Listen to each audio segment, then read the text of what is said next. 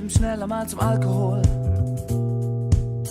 Während all dem Stress den Alltag mal vergessen, hey, das darf man wohl. Sie und ich, wir kennen uns nicht sehr lang und doch sind wir das beide so.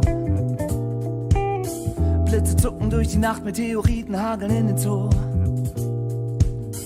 Und ich schau sie mir an und ich rede mit ihr ohne Hintergedanken bis nachts um 3:30. Und ich merke, wie ich mich so langsam verliere und mich in dieser Frau einfach völlig verehre. Ich hab das Gefühl und ich will, dass es geht, weil ich weiß, dass es wieder mal alles verdreht. Weiß nicht, ob ich verstehe, wie ich verstehen soll, denn mein Speicher ist voll. Ich glaub, ich sollte jetzt lieber gehen. Ansonsten tut es wieder weh.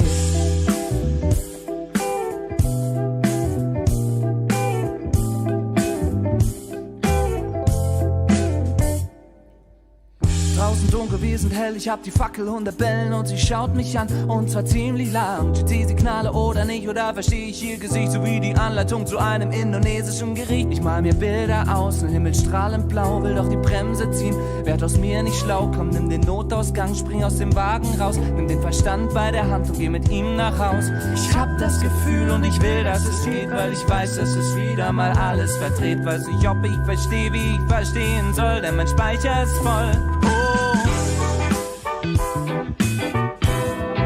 Ich glaub, ich sollte jetzt lieber gehen. Ansonsten tut es wieder weh. Ich glaub, ich sollte jetzt lieber gehen. Ansonsten tut es wieder weh.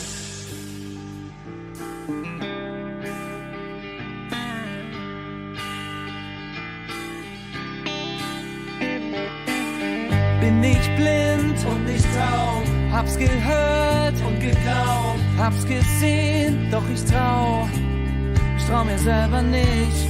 Bleibt sie hier, will sie gehen, wie soll ich sie verstehen? Was macht ihr Mund auf meinem? Kann das hier wirklich sein?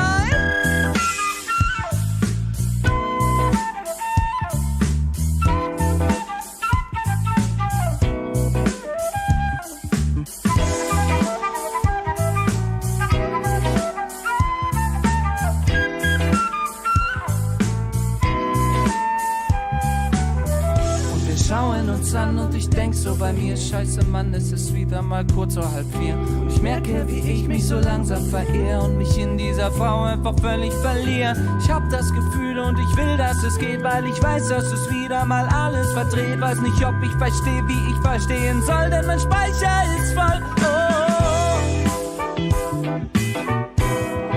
Ich glaub, ich sollte jetzt lieber gehen. Ansonsten tut es wieder weh. Ich glaub, ich sollte es lieber gehen. Ansonsten tut es wieder weh. Oh, oh, oh, oh, oh. Oh, oh, oh, oh, oh. Oh, oh, oh, oh, oh. Oh, oh, oh, oh, oh. Oh, oh, oh, oh, oh.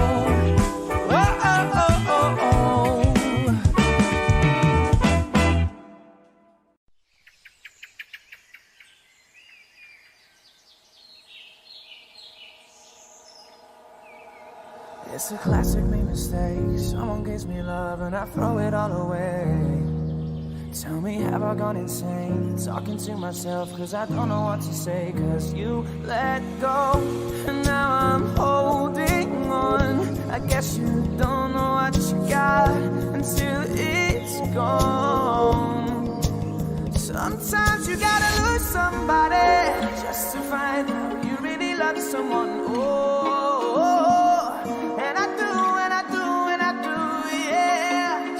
Sometimes you gotta lose somebody just to find out.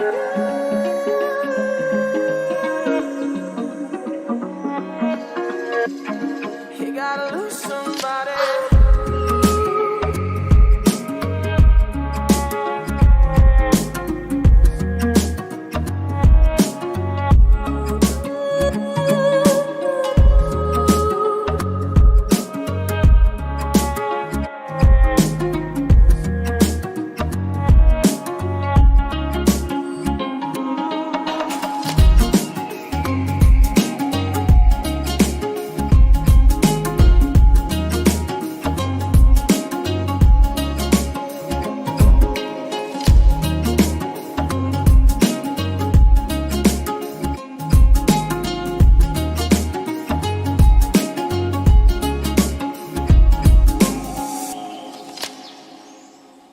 So don't tell me it's too late.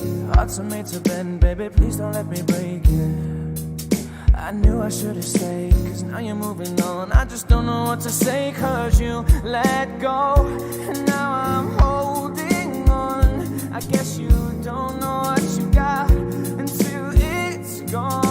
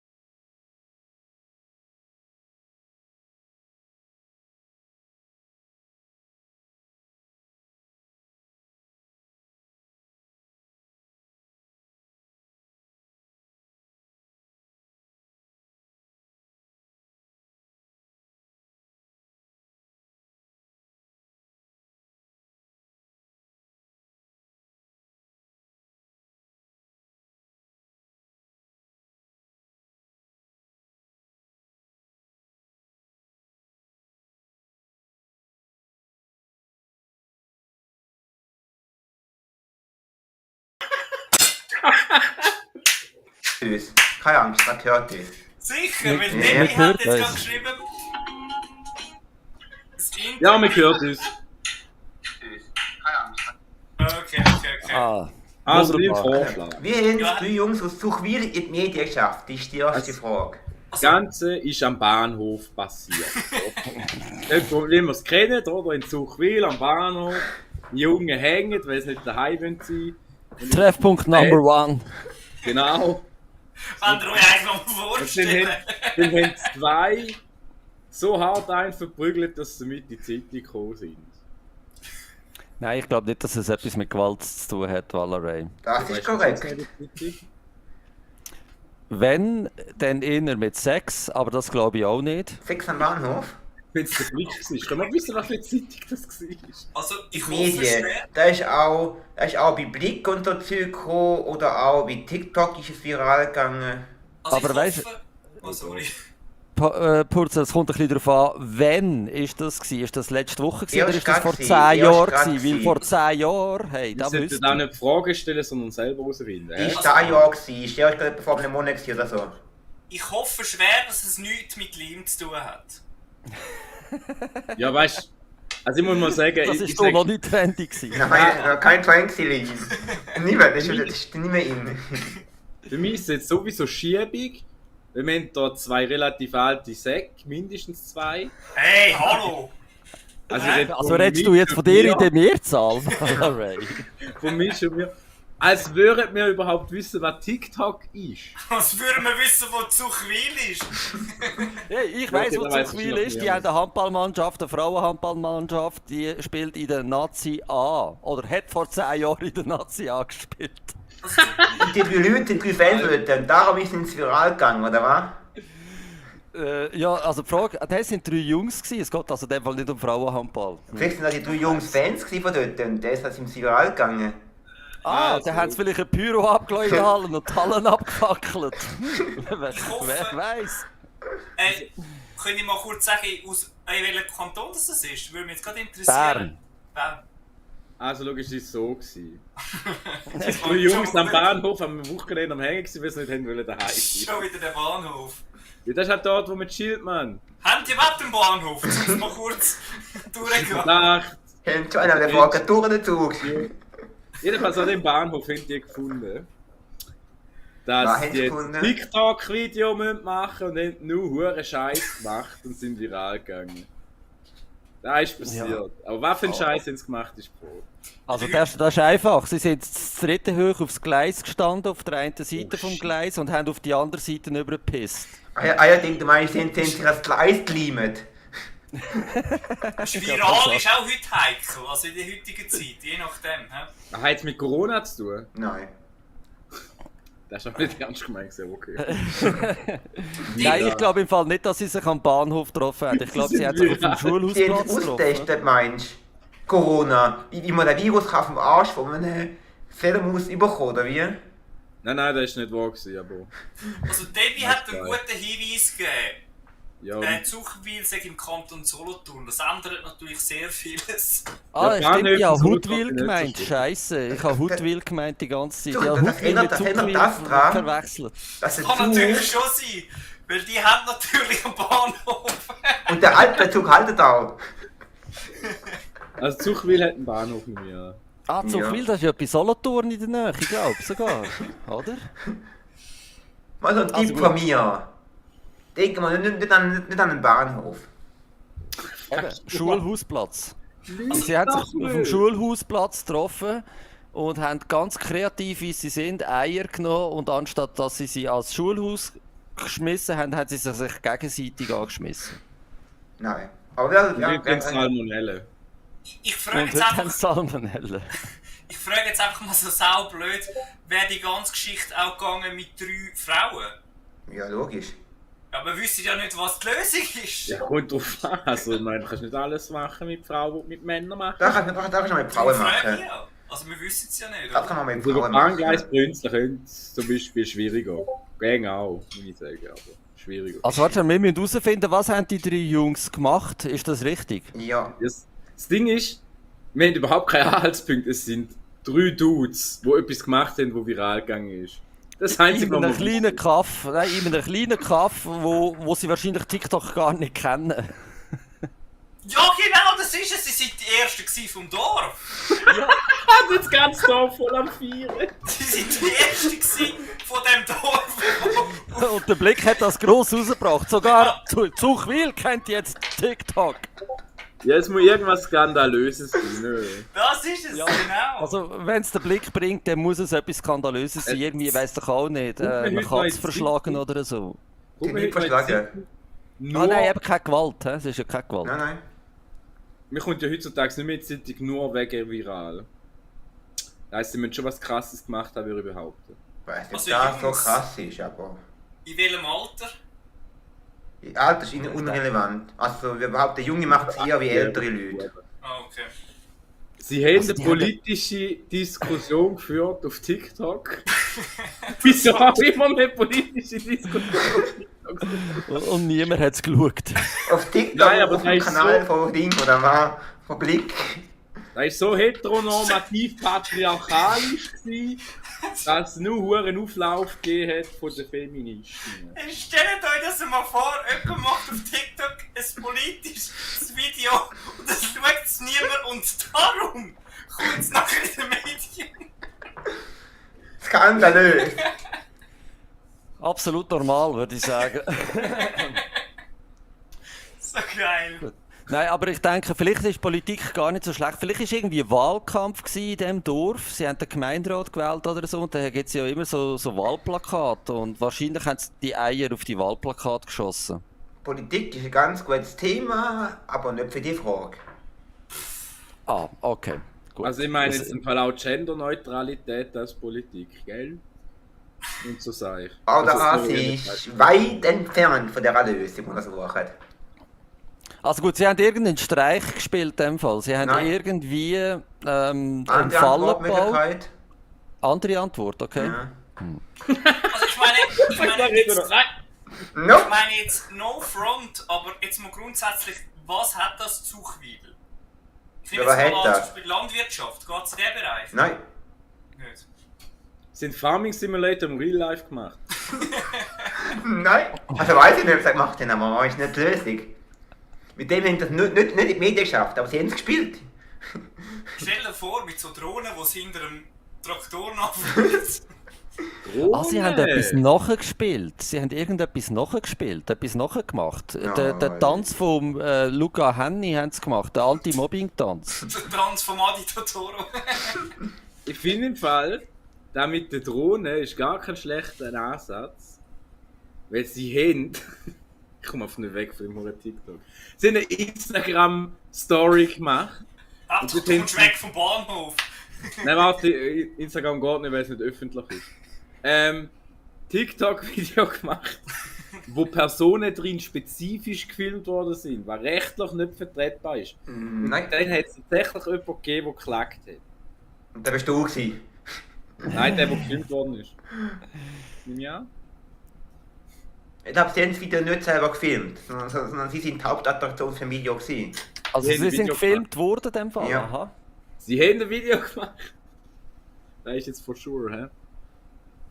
Also ob sie es Also gemacht irgendwo- haben, oder wer von es gemacht hat, ein Kollege oder was else. Es sind drei sturzbetrunkene 14-Jährige gewesen, die gefilmt worden sind. Nein. Also die sind schon ein bisschen älter, aber macht ist unrelevant. Aber betrunken ist in dem Fall nicht schlecht. Doch. Doch, ist schlecht. Ich würde Betrunken sagen, ist sie haben schlecht. irgendetwas Pädagogisch Illegales nicht. gemacht. Es ist nichts Illegales gewesen. Also ich glaube, Nicht, etwas völlig Legales. Ich glaube nicht, dass das illegal ist. Wir denken, wir sind zu fest Medien prägt. Was Vielleicht, hat müssen wir sie einfach, zu viel? vielleicht haben sie etwas Gutes gemacht. Vielleicht haben sie 1 Million gesammelt für die Wie? armen Kinder in was St. weiß Gallen. ich was. Sie haben Solothurn. Kleider gesammelt. Ja, genau, für die armen Kinder in Solothurn, für das Ghetto in Solothurn, was ja eigentlich zu Für viel Leute in ist. Zuchwil. Also sie können ein Handy kaufen und können TikTok abladen. Ihr habt eine super Mischung, eine super erfolgreiche Mischung. Wir haben einen Dude, der eine religiöse Ansprache gehalten hat und weil er Mormon ist, sind 2 mega hübsche, gut angeleitete Frauen bei ihm gewesen und da ist viral gegangen. Nein. Ich frage jetzt einfach mal, von was für Medien reden wir da eigentlich? Also wo sind sie Vom dann... Blick. Blickt, ich glaube, die liegt 20 Minuten, ist glaube ich auch gewesen. So ein bisschen Klatschstratschen Medien. Es hat ein Video davon gegeben. Sie haben das Kronkreis selber gebastelt, weißt du? Und haben die Medien quasi reingelegt. Am Und haben Bahnhof. alle gesagt, das ist ein UFO Oh gelandet. no! Nein. Was gibt's in Zuchwil? Menschen. Außer dem Bahnhof, Menschen und ein Schulhaus. Ein Schulhaus. Außer. Haben die 3 Menschen, die freiwillig gelernt haben, und zwar Lehrer. Das sind fix Lehrer gewesen, was sie nicht Nein, wissen. ich weiß nicht, was sind. Was gibt's in Zuchwil? Sozialarbeiter, die machen auch komische Ein Sachen. Laden, ein Einkaufsladen. Was wisst ihr noch? Ja, irgendein Handwerkerbetrieb, irgendwas ist weiß noch? ich. Eine Tankstelle, Coop-Tankstelle. Was vielleicht wisst ihr noch? Gemeinshaus. Etwas, was es fast überall gibt? Oder an vielen Eine Orten? Kille. Eine Kille? An vielen Orten, nicht überall. Eine Moschee. Nein? Mann, das ist kein rotes Spiel da. Etwas Das ist zu groß. quirlig. Eine grosse Ein Feuerwehrmagazin. Firmenkette, sag ich mal. McDonalds. Das klingt schon mal gut. Ah, sie sind im Mac gsi und mussten vor dem Mac kotzen. Weil Nein. es so grusig Sie war. sind im Burger King und haben den Call of Duty Modern Warfare 2 Remastered gespielt. Ist das der Scheiß, wo ich einmal probiert habe, zu Winterthur? Was? Von wegen, du stellst dir, also du nimmst ein Menü zusammen, also du nimmst ein Menü und wählst dann beim Burger, also nimmst den teuersten Burger und du hast dann manuell jede Zutat rausnehmen und am Schluss zahlst du gleich viel, obwohl du eigentlich nur ein Brötchen hast. Nein, das haben sie nicht gemacht. Okay, aber es funktioniert wirklich. Ja, logisch funktioniert das. Was gibt's beim Mac? Essen. Also nein, eben Trinken. nicht. Also Ein für Mac dich Flurry ist- hat genommen Es gibt Essen. Wo holst du das Essen? im Mac. voraus. Ah, die haben Driving. probiert, an dem Self-Bestellungsautomat etwas einzutippen und sind dann nicht rausgekommen und haben sich 99 Hamburger bestellt, 99 Portionen Pommes frites und 99 Chicken Nuggets. Weil Nein. sie nicht rausgekommen sind und am Schluss haben sie müssen 900'000 Franken zahlen und haben dann gefunden, nein, das geht gar nicht. Die Sie haben sich haben- ja nur vertippt. Ich finde den Ansatz mega gut. Aber der Unterschied ist, sie sind da gemacht, weil meine Generation am Busfahr-Billettautomat gemacht hat. Sie haben probiert, möglichst einen hohen Betrag zu bekommen am Bildschirm mit der Bestellung. Und da haben sie das dritte gemacht, jeder so, ich bin fast auf die 5000 Stutz, ich tue jetzt noch 20 Chicken Nuggets rein, keine Ahnung, irgendwie sowas. Und sie haben probiert, einen möglichst hohen Betrag zu haben. Und jemand hat da gefilmt und jetzt ist der Blick so, Computerisierung ist voll scheiße. Wäre viel besser gewesen, wäre es bei einem Mensch bestellen. Geht gar nicht. Die gute alte konservative Werte bestellst bei einer Frau. Oder an den Tisch kommt mit einem Zettel und die Hälfte vergisst und dann weiss, wer was überkommt und nicht an so einem hohen Scheissgerät. So in dem Stil. Der Übertitel Inflation, Preise werden teurer, oder was? Soll ich einmal Nein, das Lösungssystem 10.000 zeigen? Franken bezahlt. Kinder benutzen McDonalds Bestellmechanismus als Spielzeug und halten damit tausende Leute vom Essen ab. Soll ich einmal Oder- das Lösungsvideo zeigen? Warte schnell, nein, schau, sie haben das Teil gehackt, so gehackt, dass mein Gott, alle ja. Leute Exploit. gratis haben können bestellen und das wäre schon wie bezahlt gewesen. Fuck, das ist aber echt eine geile Idee. Da muss ich mal probieren, ob das geht. Soll ich einmal die Lösung zeigen? Ja, also bitte, komm, ich mag Also nicht ich lange lese einfach warten. morgen mal die Zeitung durch, weil Ja, was ich noch sehe, überhaupt. Ich lese keine Zeitung, ich kann nicht lesen. Nein, wenn du das machst, bist du noch recht Zeit. Aber ich sehe es fast nicht. nice. Mit dem Sofa, okay. Ah, Drive-Thru. Im Okay, Sofa, also man schon laufen, sind im Sofa in McDrive hingefahren. Ich bin Telezüge jetzt zum Blau gezeigt. Über Telezüge zeigt einiges. Was macht Okay. Tele Zürich eigentlich in Solothurn? Man macht Telezüge in Albanien. Keine Ahnung, was kann ich, aber sie sagen das. Genau, das wär's gewesen.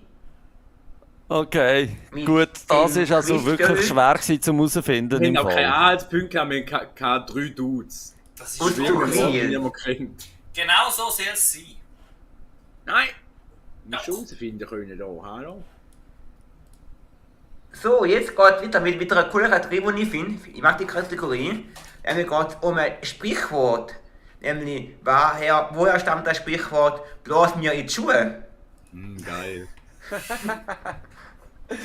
Kommt das nicht von vom Trio Eugster? Mann mit Schneuz, ah nein, du bist Gabriel Rotstift, sorry. Ja, ich muss sagen, das kommt von früher noch. Und ich bin mega fach. Ja, ich Korrekt. Lol, Alter. Voll Idiot, ey. Lass mich ausreden. Nein, ich bin eigentlich so voll der Fachmann für so. ja, also ich habe jetzt gedacht, du weißt jetzt die Lösung. Von denen auseinandergenommen. Genau. Du hast doch erfunden, Ding ist oder? einfach. normal ist wirklich irgendwie in der Schweiz ist entweder irgendein Komiker, der so einen Scheiß rausgelassen hat, dass er zum Sprichwort worden ist, oder es kommt aus einem mittelalterlichen Beruf. In dem Fall wäre es natürlich der Schuhmacher oder irgendein Double, der an der Straßenrand steht und deine Schuhe putzt. Deswegen gehe ich davon aus, dass, gut, da macht keinen Sinn mit Blasen, aber dass so quasi so ist, ja, du bist so ein minderwertiger Page, der am Strassenrand für einen halben Gulden, nein, halbe Gulden wäre viel zu viel, für kein Geld praktisch, mir meine Schuhe putzt. Und dann so den Staub abbläst. Oder so. Und von dem her kommt das vielleicht. Gut, der Ansatz. Finde ich sehr plausibel. Leider Finde ich sehr nicht. plausibel. Also ich würde sie auch nicht. Ich würde sie unterschreiben, dass das die Lösung wäre, aber ist sie leider nicht. Aber es ist ein guter Ansatz. Oder? Schade. Ja, ja, Und schmal. ich finde schon, das kommt sicher aus dem Mittelalter oder so, wo es Herzöge und Vögte und so gegeben hat.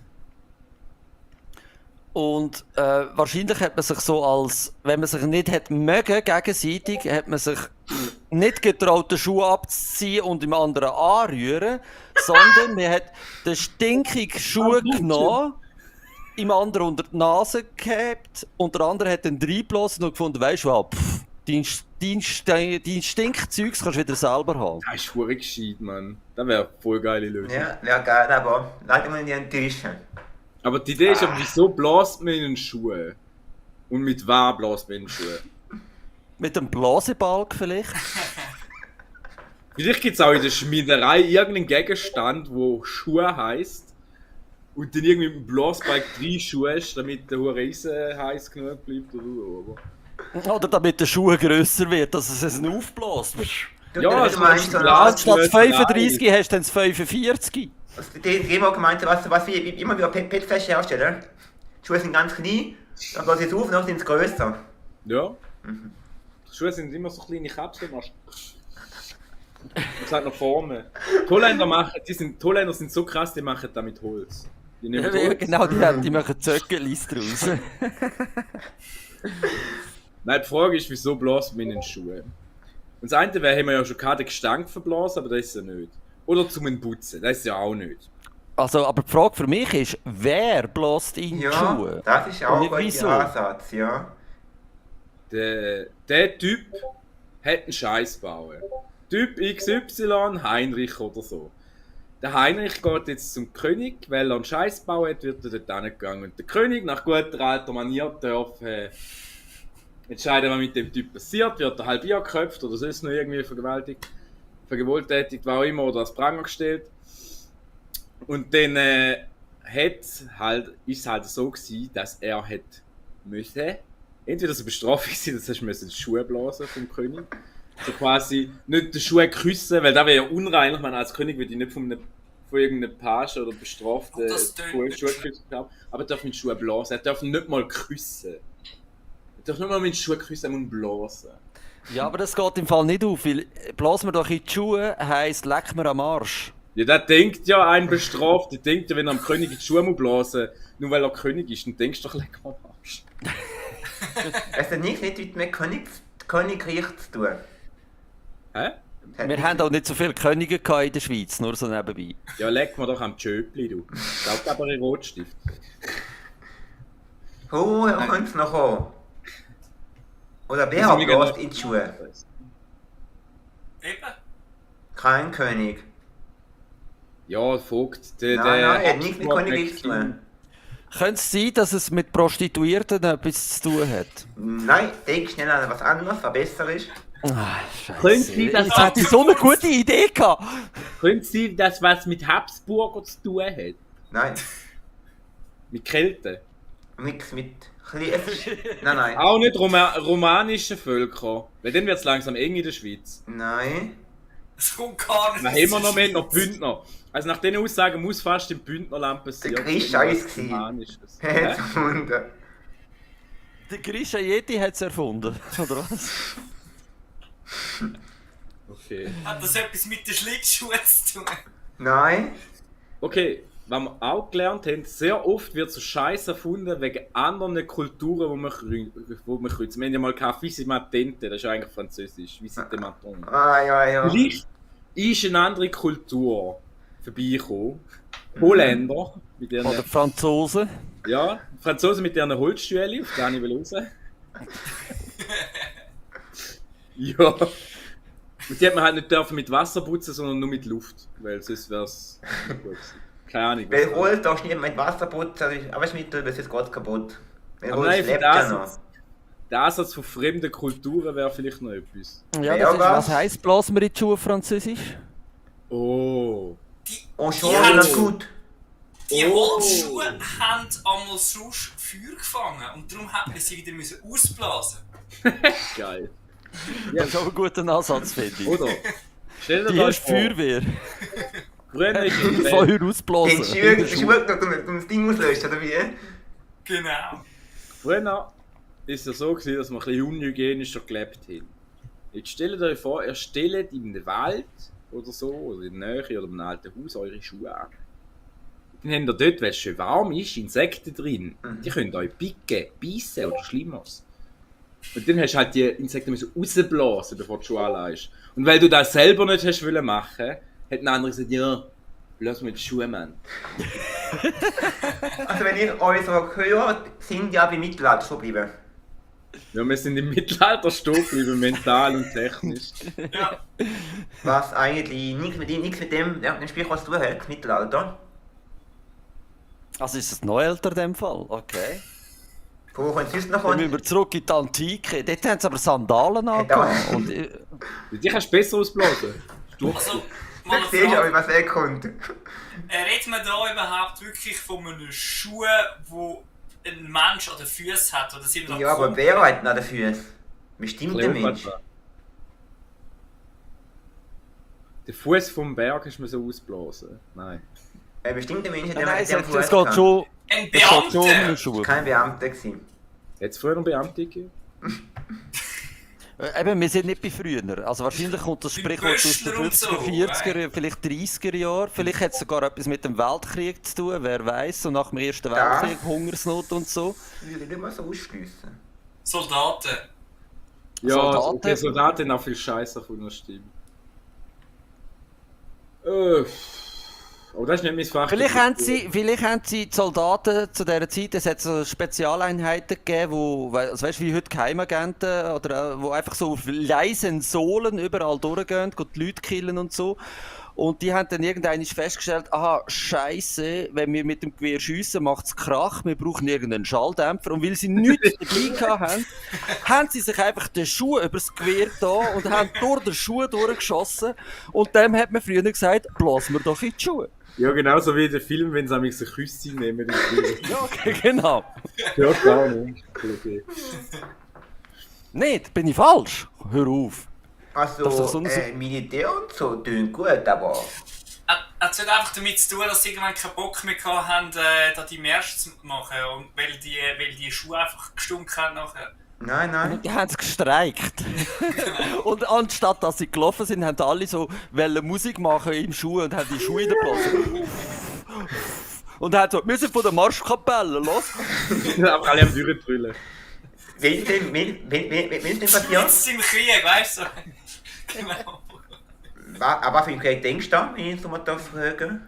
Deutsch-Französisch. Du hast gesagt nicht Mittelalter, darum denke ich mal in die heutige Zeit. Oder die letzten 100 Jahre. Was Es war der denkst du denn Krieg? Deutsch-Französische Krieg. gewesen. Ja, Der Bourbaki hat dreckige Nicht der Schuhe. deutsch-französische Krieg. Hä? Nicht der deutsch-französische Krieg. Der Zweite Weltkrieg. Der erste. Jetzt bist du erste tönt schon mal gut. Also wir sind jetzt zwischen 1914 und 1918 oder so. Stellt euch vor, kurz vor den goldenen 20er Jahren, der technische Stand zwischen Napoleon und den goldenen 20er Jahren. Was macht man mit Schuhen in dieser Zeit? Was für neue Schuhe gibt es? Was für spezielle Schuhe gibt es? Und wieso sollte man jetzt blasen? In die Schuhe.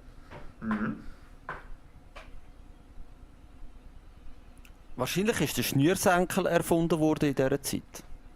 Das könnte eigentlich noch sein. Meinst du vorne sind Hinter dem Gummistiefel für, wie? Mittelalter. Meinst du vorne im Militär immer Gummistiefel angehabt, oder wie? Ey, aber darf ich jetzt einfach so blöd fragen, Purzel? Das mit dem Feuer, mit den Holzschuhen, das hat nichts mit dem zu tun. Weißt, ich stelle mir jetzt gerade so vor, so eine Kanone, weißt du? Wenn du so ballert hast dass dann immer die Schuhe so angekommen sind. Oh mein Gott. Oh mein Gott. Es ist sicher irgend so ein psychopathischer, Anführungs- und Schlusszeichen, Todesritual quasi. Die unter dem Boden liegen, die tot sind ja unter der Erde, sagt man auch. Und die heisst, das Nächste von dir, wo an dir ankommt, sind deine Schuhe. Und sie atmen ja noch, weil sie erst am Sterben sind, weil du verschossen hast oder so. Irgend so ein makabres Kriegssprichwort eigentlich. So quasi verschießt dir oder leg mal bei einem Arsch. So quasi, weil die Toten neben deinen Füßen noch atmen oder so. Irgendwie so eine kranke Scheiße können sein. Nein, nicht so. Wer hat denn wem mit Schuhe geblasen, dumm gesagt? Gleich. Franzosen, der Deutschen. Hat nichts mit der Leicht zu tun. Warte mal. Wir reden von der Schweiz, oder? Und die Schweizer haben einfach allen gesagt, blasen mal die Schuhe, ich mach nicht mit, ich bin neutral. Wir sind neutral. Oh mein Gott, die anderen haben die Schuhe benutzt und wir haben es ein bisschen abblösen, weil Staub drauf hatten, dass sie wieder super sind. Wie gesagt, wir machen mit, wir wollen nachher Dreck freuen. Hä? Ich meine, so nach dem Motto, wir machen mit, dass wenn wir auch Dreck freuen, dass wir den Dreck wegpusten von den Schuhen. Nein, das Ding ist, bei uns sind sie verstaubt, wenn wir es nicht brauchen. Aha! Dann wir den Staub wegblasen und die anderen haben halt Maststrahl und Schweiß und Löcher und... Ich habe eine Idee. Die Schweiz war doch immer so bekannt gewesen, so für Söldner, oder? Im Ersten Weltkrieg. Ich weiss es nicht, aber weißt du, dass sie quasi gesagt haben zu den Schweizer, ja komm, wir schicken das mal keine Soldaten, wir schicken einfach Sachen für die Armee allgemein, wir schicken die Schuhe den anderen. So Platz. Weißt du, was ich meine? Kommt mir irgendwie bekannt vor, als hätte irgendjemand nur Helm geschickt. Wenn ich euch mal so fragen würde, was bewirkt denn, wenn man in den Schuhen bläst? Je nachdem, vielleicht fliegt er davon, mit wie viel Druckluft das du kommst.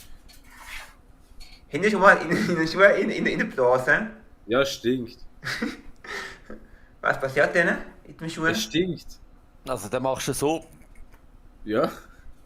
Schon mal in die Schuhe nicht blasen. Was passiert sonst noch, außer dass es stinkt? Nichts. Du kannst es so testen, ob er noch ganz ist. Weil wenn die Luft dir nicht entgegenkommt, dann wird es ein Loch drin haben. Ja, genau. Es kommt Staub raus und es stinkt. Es kommt Staub raus und es Wenn du stinkt. in fest rein pustest, Da habe ich Angst davor. aber merkst du, dann nimmst Da du kommt rein. Zollen raus. Weißt du, das kann ich Er nicht. wird warm. Was? Er wird warm, vielleicht. Und dann hat man halt so quasi, heiz meine Schuhe auf für mein Baby. Blas mal noch in die Schuhe, Baby. Und wer hat wem mit Schuhe blasen? Der Verlierer am Gewinn. Frau im Mann, in dem Fall. Der kalt gehabt Nicht Frauenmann, sondern, was gibt's im Militär? Ah, der Soldat Ah, am Leutnant das- oder Wächter oder was? Ja, nicht so gelten. Ich rede sechs Ach, Mal jetzt. Lösung. Während dem Ersten Weltkrieg hast du die Lösung gewinnen, das ist ja auch gesehen. Das glaube ich gar nicht. So. Wo ist der Jedes Ort stammt aus dem Militär während der ersten Zeit vom Weltkrieg. Einfache Soldaten die müssen ihrem Offizier in die Stiefel reinblasen, um sie aufzuwärmen und um sie in Form zu bringen. Und darum heisst das Sprichwort, blas mir doch in die Schuhe. Also was in Form bringen? Der Schuh oder der Soldat? Beides. Beide. Also wenn kalt kriegst, ich müssen am Offizier in die Schuhe blasen, dass er warm gehabt hat. Oh Mann. Ey, ju. Sachen gibt's hier, unglaublich. Hey, hast du rausgefunden? Hey, Erste super Frage, gewesen, was wir Valorant. gefunden haben. Ich habe einfach reingelangt und denke, hey, das ist schön warm. Es funktioniert aber sogar, das ist lustig. Das mache ich jetzt immer im Winter. Für meine Frau. oder so. Bloß ist der Wahrheit in die Schuhe, ja, ist gut. Okay. Ja, okay. Ich bin stolz auf uns. Also wir haben einmal eine Frage schon mal können beantworten. Das ist schon. 50-50, Mann. Und es geht mehr an meinen Stolz, weil ich bin ja der Sprichwortmeister. Die herausgefunden, das stimmt. Die da herausgefunden habe, finde ich besonders. So, und jetzt machen wir kurz ein knackiges, schnelles Quiz, wo ich noch so ein paar Fragen stelle, der Reihe noch mit dem Quizmäßig, so ein bisschen specialmäßig. Wie wir schon mal gemacht haben, ein Ja-Nein-Quiz, das heisst, stimmt meine Aussage oder stimmt sie nicht? Okay. Fangen wir mal an, könnten zum Game Walker, nachher zum Model Weber und ich stelle euch so 3 Fragen, also jeweils 3 Fragen, also immer 3 noch. Ich glaube, das stimmt. Der Witz ist, das ist eine Antwort gar nicht. Also, das war gar nicht gefragt, sorry. Meine erste Frage war, der weiteste Weitsprung war 8,95 Meter. Also, Weitsprung, das ist das mit dem Sand, oder? Mit Sand Das ist drin, nicht, ja. also nicht mit dem Stecken, oder? Nein? Einfach so, als Mensch. Also 8. 3-Sprung oder Einsprung? Weitsprung einfach. Weitsprung, ja. Ja, also Weitsprung und Dreisprung sind eben zwei verschiedene Also Sachen. ich bin Aber der der Meinung, Dreisprung ich ist sage eben Nein, Frage ich sage nicht. einfach nein, komm. Gegenfragen sind wieder ja oder nein. Ah ja, genau. Weitsprung, es wäre aber richtig gewesen. Ist 8,95 Meter gewesen. So kommen wir zum Wow. Game Walker, nämlich in der Schweiz hat es durchschnittlich 126 Regentage im Jahr. 126? Ja. Das ist ein Drittel etwa. Nein, ist mehr. Falsch. Es war richtig gewesen. Scheiße. Then all away. Auf dem Kontinent Europa hat es 57 Länder. Kannst du nochmal sagen? Jetzt tust du so, als auf hättest du dem es nicht Kontinent- verstanden. Ich verstehe es wieder Auf nicht. dem Kontinent Europa hat es 57 Länder. Auf dem Kontinent Europa. Eurasien oder Ja, Europa. genau. Bereich Europa? Nur Europa. Also wir haben Schweden, also die drei Ja, Skandinavien. Wir haben die drei kleinen Kackländer im Norden von allem eigentlich. Dann haben wir Ukraine, Tschechien, Slowakei, bla bla bla. Dann haben wir in Jugoslawien haben wir sicher auch 10 unten dran. Die Türkei zählt halbe. Also ist sicher mal keine gerade Zahl. Russland auch Nein, Das nicht. ist nur wenig. ein Halbkanton. Obwohl wir haben auch noch. Nein, Benelux ist auch nicht so viel. Nein, wir haben weniger. Wie viel weniger? Nein, mehr. Weniger. Wie viel Mehr. denkst du weniger? Keine Ahnung, die Hälfte. Test Nein, nicht das gerne. stimmt nicht. Aber es sind statt 57 Hälfte von 47. sind 47. Das ist die Ah, Antwort. sicher nicht. Wow. Krass. Okay. Nicht schlecht. Den Frage an Uailo, der Ueli Maurer. Ist 2015 der Bundesrat gewählt worden? 2015. Ja. Das wären 7 Jahre. Ich weiß es. Warte, ich bin gerade am Studieren. Da bin ich. Sie bin ja jünger gewesen. 2015. Da bin ich jünger gewesen, ja, stimmt. Ja, ich im Fall auch. Nein, das ist. Ich meine, 15, vor 7 Jahren. Ich sage, es stimmt nicht. Es hat leider gestimmt. Nein! Ich habe gemeint, es sind 8 Jahre. Mann! Ich habe gemeint, das sagen noch mehr Jahre. Ich habe keine Ahnung. Daten kann ich mir nicht mehr. Den Game Walker mit dem Zug. Wenn du mit dem Zug durch Gotthard fährst, bist du 20 Minuten lang im Tunnel rein. 20 Minuten? Ja. Nein, kürzer. Es wären 20 Minuten, circa. Was? So ein Scheiß. Ja, denke ich. Aber nicht, wenn du mit dem Fischen wieder durchfährst. Du das Neue oder das Alte? Das hast du nicht gesagt, Purzel. Hei, Ja, hei, ja, hei. Es war das Neue gewesen. Den, all away, es gibt 8 Harry Potter Filme. Ja.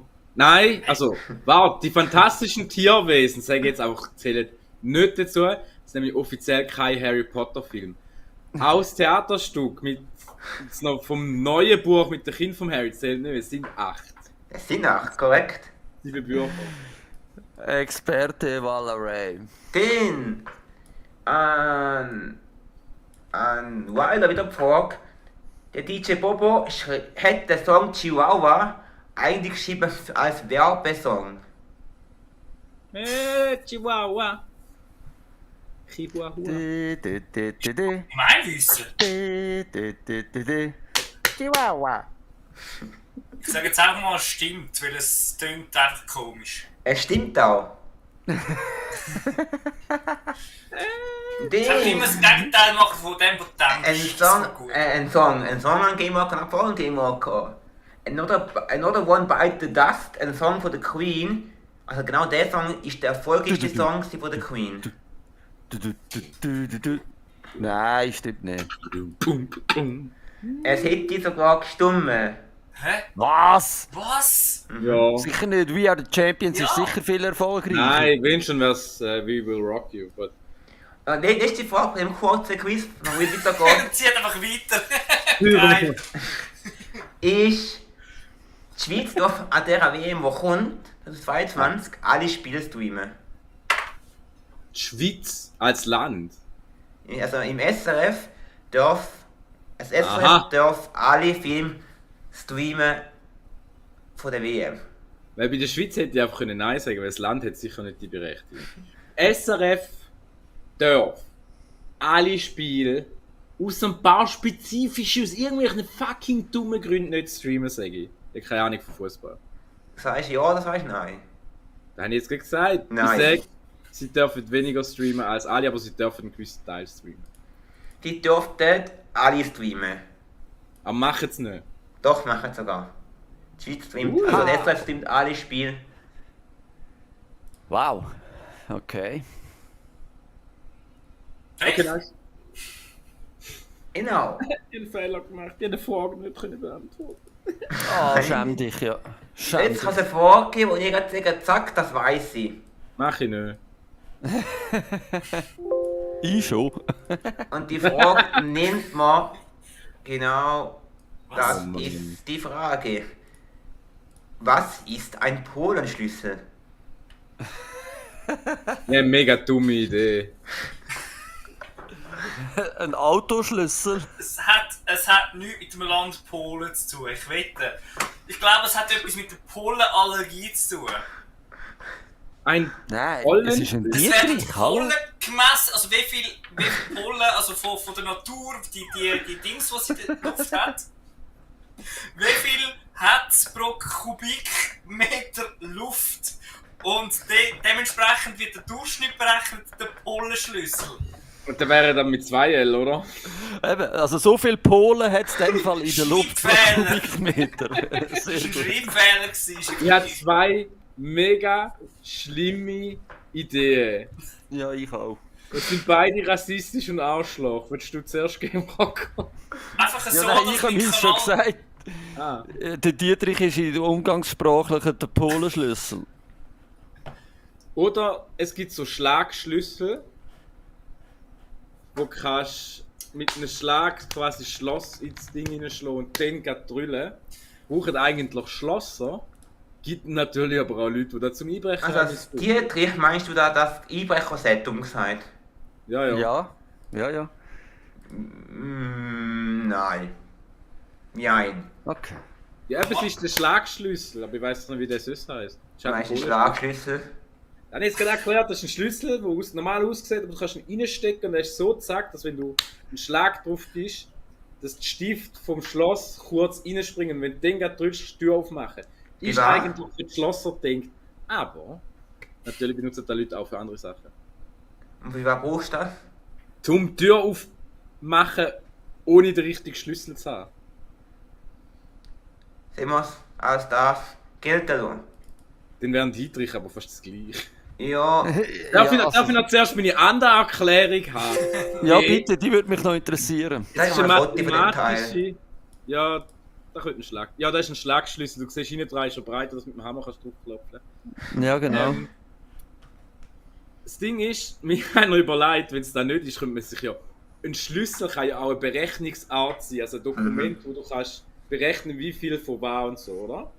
Dann haben wir gedacht, vielleicht ist eine deutsche Kriegsstrategie gewesen, oder eine KZ-Berechnung der Polenschlüssel. Du darfst irgendwie strikt nur so und so viel Polen haben. Aber ja, da werden schon viel einfach morgen noch haben, hä? Also, Ich sag's einmal schnell, ein Kfz-Kraftfahrschlüssel und auch Purschlüssel genannt, ist ein Werkzeug zum Aufbrechen von Schlössern in Kraftfahrzeugen. Okay. Sein eigentlicher Verwendungszweck ist das Öffnen von Schlössern, Ja, wenn vom der Ausstrecken. Schlüssel verloren geht. Das eigentlich kann man das als richtig gelten lassen. also ich Der habe das Valorant hat mit den Polen besser gefunden.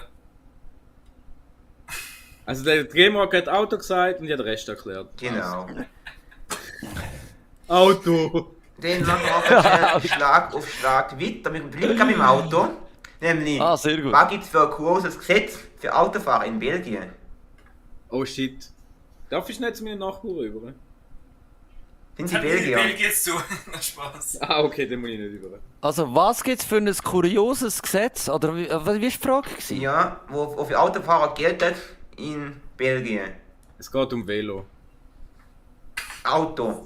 Ja, Oder sag ich. Autostöppler. Sie müssen Autostöppler mitnehmen, sonst wäre das büßt. Nein. Aber wäre ein guter Ansatz gewesen. Nein, es geht ums Für eine andere Velofahren. Frage. Wo sind das fahren? Ja, red weiter. Egal in welchem Umstand, ein Velo hat Vortritt. Oder so. Hat das haben doch bei uns auch. Das ist doch gar nichts Kurioses. Ich finde das recht kurios, weil wieso fährt überhaupt jemand Velo, wenn er ein Auto fahren kann? Also, ich fahre gerne Velo, Um viel lieber als mit dem CO2 Auto. zu schonen, Also- dass man sich nicht muss an die Straße ankleben. Also habe ich vorhin deine Antwort richtig verstanden, Valerie? Der Velofahrer hat Vorteil gegenüber dem Autofahren. Nein, das Auto. Aber Velo. Aha, das ist kurios. Ach so, jetzt habe ich verstanden. Alles Der klar. Stärker gewinnt, meinst Das du? wäre wirklich kurios. Scheiß. Du meinst, der Stärker gewinnt, oder wie?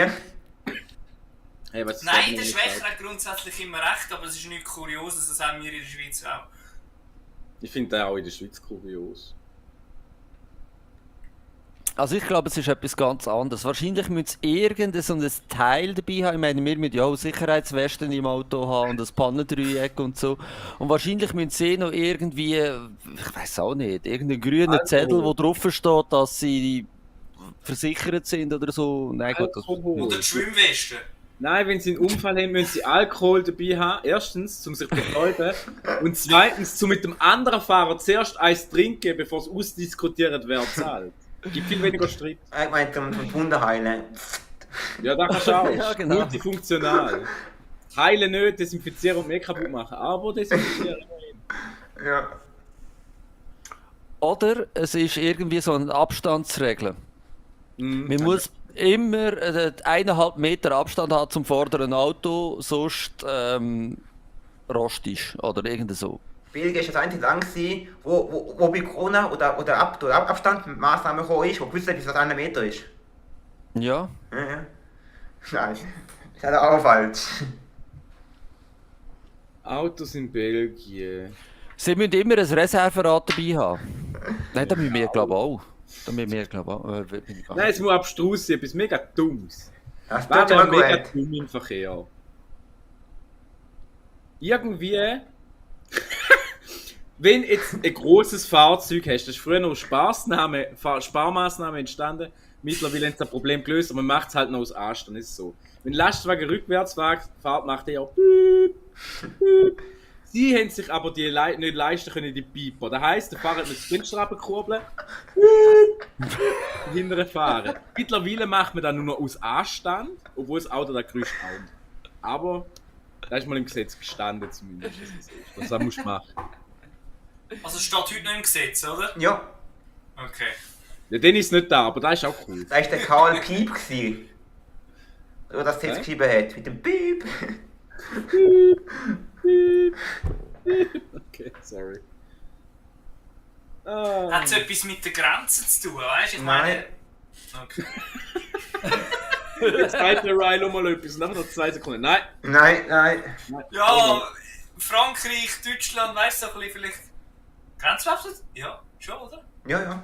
Das ist richtig, ja. Wahrscheinlich steht im belgischen Gesetz, dass, wenn dich die Polizei anhaltet, dann musst du mit den Polizisten Französisch reden und nicht Fländrisch und nicht irgendeine andere Sprache. Flämisch, genau, Entschuldigung. Ländrisch. Sondern du musst Französisch reden, sonst wirst du gar nicht ernst genommen und kommst einfach gerade einen Bus über. Das ist in der Schweiz auch so, in Welschland müssen Nein, sie auch nein. Deutsch reden, oder? Ist das so? Hab ich gar nicht gewusst. Ja, mal, das ist so. Ja, so nicht Seich. Probiere ich mal aus. Ich probiere es mal flatteromanisch, wenn ich mir einen begegne. Vielleicht kann ich dir mal einen Tipp geben. Ab du fährst irgendwo hin. Was könnte passieren, wenn du irgendwo hin willst fahren? Das Benzin Ampel. kann ausgehen. Das könnte ausgehen, was könnte sonst noch passieren? Dass du einen Ampel triffst. Das sagt, auch. halt! Ist Belgien nicht auch so wie Holland relativ tief bezüglich Meeresspiegel, dass zum Beispiel Nein, das es Wasser, geht. das Wasser, weißt Aber es geht, es ist nicht so tief. Jedes Fahrzeug, das in Belgien erlaubt ist, ist auch ein Amphibienfahrzeug. Ja, irgendwie Ja, sowas. Schwimmweste. Und wenn es rückwärts schwimmt, büb.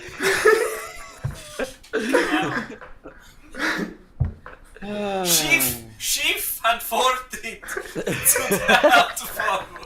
Nice. Schiff, Genau. wo Velo transportieren, haben Vortritt vor immer. Vor allem. Nein. Ja, voll! Autofahrer, die den Brief haben, können auch grössere Schiffe fahren. Bei uns ist es ja nur so die kleinen Schiffe können fahren. Mega ähnlich. Oder? Nein, Lu. Bis 5 Knoten können wir doch auch, oder? In der Schweiz. Oder wie geht das? Keine Ahnung.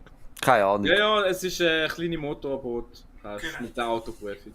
Nein, schau, es ist so. Wenn jetzt du mit deinem Auto in Belgien unterwegs bist, erstens muss eine Mindestgröße haben. Das ist die erste Regel, die man nicht kennt und recht abstrus ist. Das zweite ist, er hat nicht ja gesagt, darum rede ich weiter. Wir fahren jetzt zum Beispiel an einem Bahnhof vorbei. In Tutzwil. In Tuchwil. Nein, Nehmen wir. in Brüssel. Ah, nein, aber du hast mir nein, gerade Brüssel auf eine Bahnhof Idee kannst du nicht durchfahren. Ja, irgendwo. Irgendwo, hey. In Flandern. Jetzt, wenn du im Auto willst essen, ist ja voll blöd, wenn du an den Strassenrand fährst, weil dann musst du ja anhalten und bist im Weg und bla bla bla. Das Blöde ist aber, wenn du weiterfährst und nichts siehst und nicht kannst steuern, weil du am Essen bist, oder? Dann gibt es die Regel, dass wenn du am Essen bist als Fahrer, darf oder muss sogar der Beifahrer Steuerrad heben. Nie lenken. Weißt du, kein Beifahrer ist? Dann darfst du nicht essen, ganz einfach. Ja, Das genau. hat etwas mit dem Beifahrer zu tun, von der Frage, die der Purzel gerade gestellt hat. Nein, ist mir so. Allgemeine Frage, jetzt neu hier. Also, ich glaube ja, Belgier sind so ein Wohnmobil, Fahrzeug, verrücktes Land. Und Ich find's ich cool. glaube, ich Das sind glaube, Holländer. Auch meine Beispiele sind immer auf Holländer bezogen mit dem Velo. ja, ich wollte sagen, also so weit weg sind wir ja dort Du nicht. meinst, das Kurs an dem Gesetz ist, das jetzt nicht in Belgien gilt, sondern auch in Holland. Nein, aber vielleicht gibt es einfach überall auf der Welt ein anderes Gesetz. Nur in Belgien darf man während dem Fahren sich im Wohnwagen aufhalten und Bier trinken zum Beispiel oder so. Wenn du die Tempomatik nicht hast, darfst du schlafen sogar. Genau, irgendwie so. Ach, du fährst umeinander. Was könnte passieren, wenn du umeinander fährst? Unfall. Ja, was ist noch? Ein Flugzeug kann auf dich runterfallen. Was könnte passieren, wenn du irgendwo in einem fremden Land bist? In was? In einem fremden Land? Du musst den Ausweis dabei haben. Das, was würde dir dann passieren? Du kannst die Sprache nicht. Du musst eine Vignette haben. Ja. Und das Ding Aber ist, da- Belgien hat keine Vignette, sage ich da. Die haben ein mega komisches System, nicht eine Mautstrasse, nein. Du musst, wenn es dich verwünscht, auf der Aha. Autobahn oder der Mautstrasse, musst du bei ihnen eine Vignette kaufen. Aber du kriegst sie sonst nicht im Handel. Nein, Also du wir musst leben auf der auch- Autobahn anhalten und dann hat es dort so einen Selfmade-Kästen, wo du kannst tippen drauf, welche Autobahnvignette das du willst und dann kannst du wieder weiterfahren. Nein, ist nicht Italien. Also, angenommen, du fährst in einem Land, wo du nicht auskennst. Ja, du Jeder brauchst ein Bel- Navi. Jeder Belgier muss eine Landkarte dabei haben Nein. von Europa. Aber was kann Navi. passieren, wenn du in einem fremden Land bist?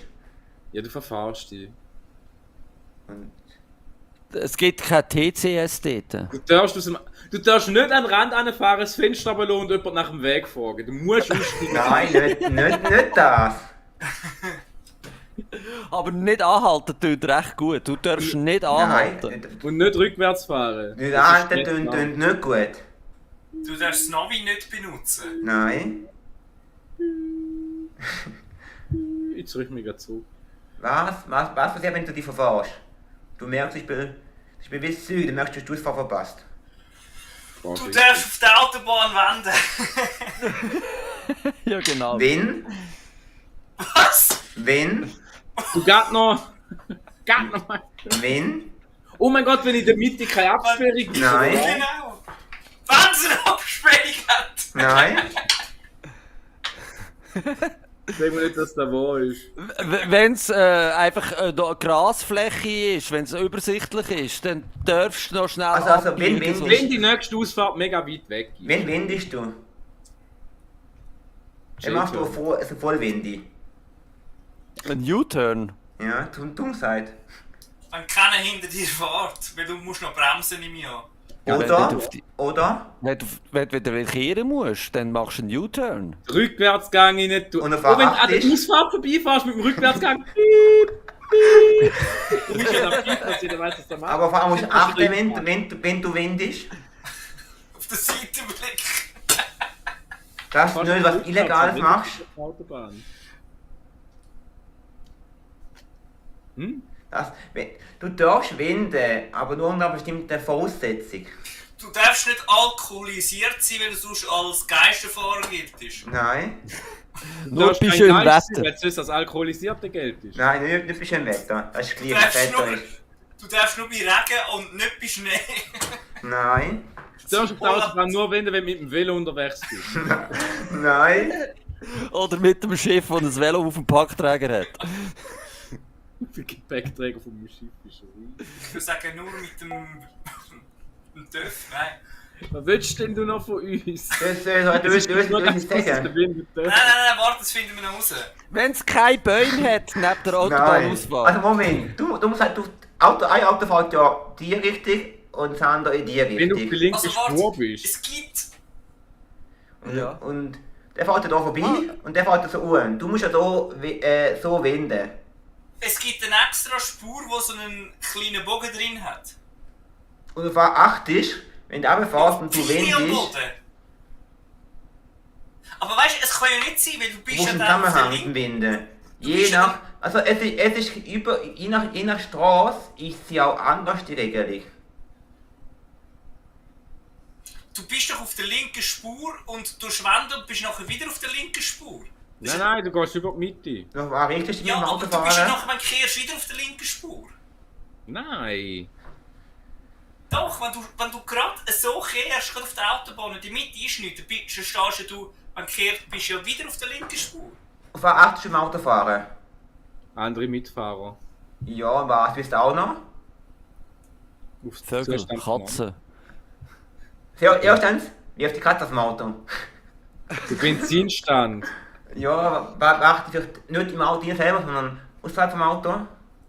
Dass der Lichtkasten Licht ausgibt. Also du meinst, dass das Licht vor dir hast. Nein. Nur Weil mal auf schaust, der wenn du nicht ins Auto Auf, schaust, im Auto auf fahren. Signal, also auf die Schilder.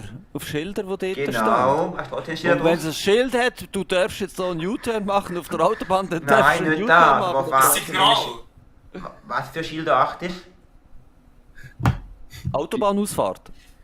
Wenn Die du fährst, Unbegrenzte- achtest beim Fahren. Also weißt du, wie du musst fahren? Ah, Geschwindigkeitsbegrenzung. Genau, das klingt gut. Hey, was willst du noch Ah, das heisst, wenn die Geschwindigkeitsbegrenzung unter 80 ist, darfst du einen U-Turn machen. Nicht unter 80, sondern... Unter Unter 100. Nein, nicht 130. unter, sondern... Über 130. Nicht über. Genau Genau, 120 und das nicht. Genau 100. Nicht genau 100, aber genau so viel wie... Maximalgeschwindigkeit. Genau. Also sagen wir mal das Gesetz. Wenn du als Autofahrer trotz Gegenverkehr wenden willst oder musst, hast du so lange Vorfahrt, bis du Geschwindigkeit verringerst oder weniger schnell bist. Man hat Okay. Vorfahrt. Ja. Solange die Geschwindigkeit nicht änderst, wie sie angegeben ist, hast du Vorfahrt. Also wenn du von der Autobahn bist mit 120 km, mit 120 km eine Wendung machst, hast du Vortritt. Das ist Das nicht. geht auch nicht. Wie willst du mit 120... Wie willst du mit 120 Also der U-Turn hätte ich ja auch gesehen. Möglich, physikalisch. Aber ist ein Gesetz in Belgien.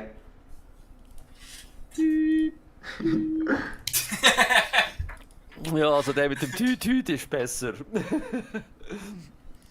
Jetzt noch eine Frage, wo ich sage, ja, ihr könnt die erraten. Ja, haben wir bis jetzt ja fast alle. Ich weiß nicht, ich kann nicht zählen. Genau, ich habe fast alle erraten. Also, die Frage ist, ja, die kennen sicher Facebook. Die Frage ist, warum ist das Logo blau-weiß? Kommt von einem Zürcher, nein. Ja. Weg der. Warte, welche University war das? Irgendeine englische. Ja, das ist Harvard oder Cambridge. Wer hat Nein, Facebook ist amerikanisch. erfunden? Oder wer ist der Gründer? Zuckerberg. Der hat eine Genau. Blauschwäche gehabt. Oder Weissschwäche. Genau, da gibt's ja auch. Blau Blauweissschwäche. Der blaue Weissschwäche gehabt. Er hat eine Schwäche für die zwei Farben gehabt. Nein, aber es gibt doch. Welche Farbschwächen gibt es? Es gibt doch Rot. Rot. Ja, die 4 Grundfarben, Mann. Ja, aber das wäre dann. Also Rot. Ich wusste genau die Gelbschwäche, Antwort. Ich oder was? wusste genau die Antwort. Rot-Gelb-Schwäche und darum hat es ein Logo. Nicht müssen rot geben. gehen. Nein, schau, es ist so. Das ist keine Rot-Gel-Schwäche. Gibt's nicht. Der hat einen symbolischen Hintergrund. Die Farben haben Bedeutungen. Ich würde mal beim Wilder in der Antwort bleiben. Willst du mich verarschen? Er hätte eigentlich rot-weiß machen, aber hat den blau verwünscht. Nein, Er war einfach farbenblind gewesen. er ist und nicht dann Farbe, gefunden, also er ist Jein, aber auf welche Farbe? Er hat eben am falsch. rot. Und? Er hat Rotschwäche gehabt und darum. Oh nein! Es ist Rot-Grün! Diop. Er hat Eigentlich hätte er Rot. rot-schwarz machen weil er Nein. effiziente Marketingfarbe ist. Es ist inventiert, darum ist es jetzt blau-weiß. Ich weiss es, er hat Rot-Grün-Schwäche Rot-Grün-Schwäche gehabt und er kann es ja nicht gelb-weiß machen. Das siehst du einfach nicht, darum hat er blau-weiß müssen nehmen. Lass nie so gelten. Das stimmt sogar, der Scheiß. Der Gründer macht wieder, der einfach ein dummer stellt Scheiß. in einem Online-Test fest, dass er an einer Rot-Grün-Schwäche liegt. Da er Farbe Blau am besten erkennt, der vor allem andere Farbe, hat er sein Logo blau-weiß gemacht. Okay. Damit er auch weiss, was er für Ja. einen Scheiß raus hat. Okay. Ja, okay. Nicht wow. schlecht. Hey, super gemacht, Weilo. Super gemacht. Einfach nur etwas erzählen, wo ich keine Ahnung habe. Das mache ich die ganze Zeit, weißt du? Also, weißt du, der Sinn von dem Spiel, oder? Das ist Nein, also vor allem. Ich sehe das ganz anders. Das sind eben auch meine Müseli. Wenn ihr irgendeinen Scheiß sagt, kommt wieder auf blöde Ideen. Also, ohne euch würde es nicht gehen. Ja? Gut, das ist schon so. So, jetzt will ich noch schnell ein Spiel machen. Ich will das nur ein Einzelpersonenspiel. Also, du alle fangt mal an. Ich mache es noch mit euch allen, halt ein bisschen später noch in dieser Folge. Ah, da kann ich schlafen. Ihr könnt gerne das so lassen, es wird sehr unterhaltsam. Ihr müsst immer auf die übernächste Antwort antworten. Also ich stelle euch eine Frage und das erste Antwort auf meine Frage heisst Katzenklo. Nachher müsst ihr immer auf die Antwort, die ich euch vorgesagt habe, antworten. Okay, ich habe es gecheckt. Also du stellst eine Frage, ich behalte mir die Antwort, du stellst die nächste Frage und ich gebe die Antwort auf die erste Frage. Dann sage ich dir Nein, er hat- Katzenklo. Er hat nicht gesagt die nächste, er hat gesagt die Das ist die übernächste. nächste Frage, also ich meine die vorherige Das heißt- Frage. Das heisst, du musst 3 Nein, Antworten nein. kaufen. Es ist so, ich stelle dir eine Frage, das Spiel, wie heißt das Quiz? Nachher sagst du Katzenklo, das ist ja erst andere Liste, nachher sage ich dir, wie alt bin ich? Nachher sagst du, das Spiel Total 25, nachher sagst du total genial. Ich habe Genau. nur eine Frage Eine zurück. Frage von Talk, ja. Du hast gesagt die Nein, übernächste. Nein, falsch Die gesagt, mir nächste. leid. Die nächste, okay, alles klar. Also, wir können ja nochmal eine Runde zuschauen. Und es sind 10 Fragen davon und ich fange mal an. Die erste Antwort nennt sich, du darfst auch Zeit lassen. Wenn du was nicht weißt, hast du einfach irgendwas als Antwort rein. Okay. Die erste Antwort ist immer Katzenklo und nachher geht es weiter. Wer hat den Song Atemlos durch die Nacht gesungen? Also jetzt muss ich sagen Katzenklo. Genau. Wer ist aktuell amerikanischer Präsident? Also Helene Fischer. Wie viel Mal darf man in Amerika zum Präsident gewählt werden? Joe Biden. Das Stadion befindet sich in welchem Kanton? 2. Wie heißt die Hauptstadt von Tschechien? Zürich. Wie viele Beine hat eine Spinne? Mann, hab schon verzichtet. Bin ich jetzt voll blöd? Ja.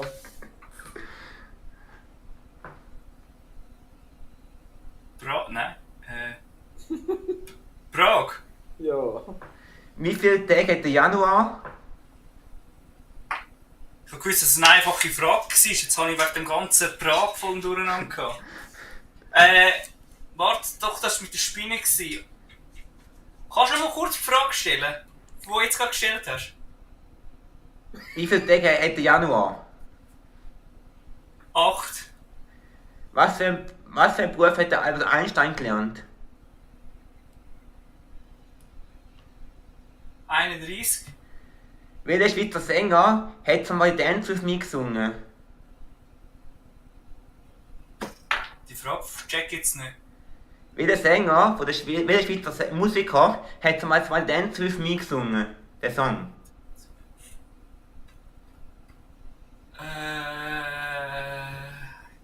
31. Haben wir schon gehabt. Ah nein, er hat noch eine Frage zwischen. Ah Mann.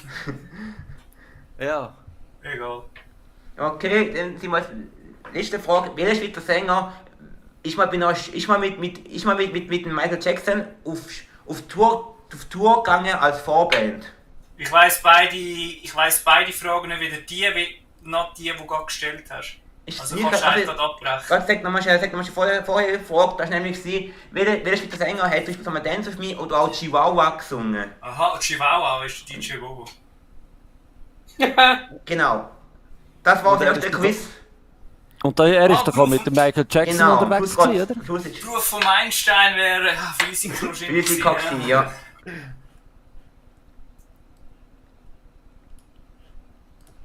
Nice.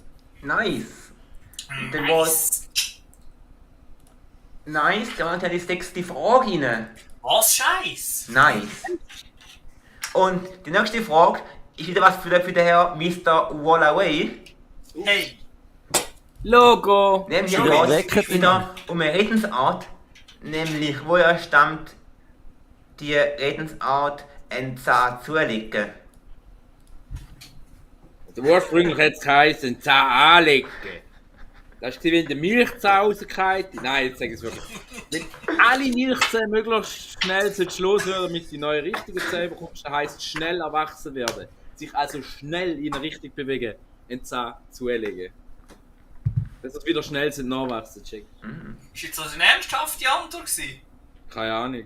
Also ich habe einen ganz anderen Ansatz. Ja, ich auch. Nehmen wir Ich mal. glaube, das kommt vom Uhrmacher, der irgendwie so am Uhrflicken ist. Und dann fehlt ihm so ein verdammtes scheiß Zahnrad. Und dann sagt er, hey, gehen wir mal schnell ein Zahnrad holen. Aber gib ein bisschen Gas. Und darum ist dann das Sprichwort schlussendlich daraus geworden, einen Zahn mega zulegen, damit man schnell etwas machen muss. Aber warte mal, wenn ein Zahnrad einen Zahn mehr hat, dann bewegt sich es langsamer. Also wenn ein Zahn zuleist, bewegt sich dort durch den langsamer. Und du bist im Verhältnis zu der Zeit dann schneller, dann macht voll Sinn. Wow. Von dem ist es Was heisst so denn das genau. Wort überhaupt, das Sprichwort überhaupt? Was heisst dann Zahn zulegen? Ja, jetzt schneller machen als jetzt. Meistens mit Fortbewegung gedacht. Ich bin bei einem Getriebe einfach einen Gang weiter mit mehr oder eben weniger Zähnen. Von wo kommt das Sprichwort kommen? Vom Getriebe, haben wir Wie gesagt. das Militär, oder wo? Nein, von der Uhr und vom Getriebe. Welcher Jahreszeit Alto. etwa? Jahreszeit, Frühling. Welchem Jahresabschnitt? Herbst. Nein! Jesus! Welches Jahrzehnt? Ja, genau. Danke für deine gute Antwort. 70. 80. Welches Jahrhundert? 19? 18? Nein. Okay, 50. Modernisierung, so Autobau Amerika. Oh. Nein, Amerika ist gut. Dort hat es Indianer. Und Indianer legen Bärenzähne an ihren Hals an. Da gibt es so Kettchen mit Bärenzähnen, die zum Symbolik gehen. Was für ein Themawechsel, Mann. Jetzt tragen Zähne um ihren Hals von Tieren, wo sie geschlachtet haben, auf viele Art und Weise, weil der ihre Religion ist. Welche Art Jedenfalls, von Zahn reden wir eigentlich wenn da? du einen Zahn zuleihst, hast du ein Tier allein und nicht du es. Aber du musst schnell machen, weil sonst ist es langsam und Vielleicht dann ist rennt es dir weg oder bringt dich um. Vielleicht ist es einfach bei den Babys, wenn die ersten Zähne kommen, dann tust du im Lebensrhythmus Gas geben, dann wirst du erwachsen. Dann geht die Zeit. Ich werfe auf mein Wort raus, das nennt sich Mittelalter. Also es war so gewesen. Im Mittelalter. Hat man zulegen ist ein altdeutsches Wort, wo eben auch verwandt ist mit anlegen. Dann hat es eine Lege im Mund. Dann hat man ein Schnürli angelegt, wenn man Zahnschmerzen hatte. Dann hat eine Tür zugeschlagen, wo das Schnürli angemacht ist, hast du einen Zahn weniger gehabt. Und man hätte halt einen Zahn zulegen, weil es verdammt wehtun hat. Wir hätten zwar noch einen Zahn weniger gehabt, aber im Mittelalter sind die Leute dumm gewesen und wir haben es verkehrt gesagt. Also für diese Erklärung braucht man also schon mal ein Like auf den Stream, würde ich mal sagen. Aber eigentlich kommt nur Schnurri weg und da habe ich die Mutti, oder wie? Ich schaffe noch einen besseren, den könnt ihr liken.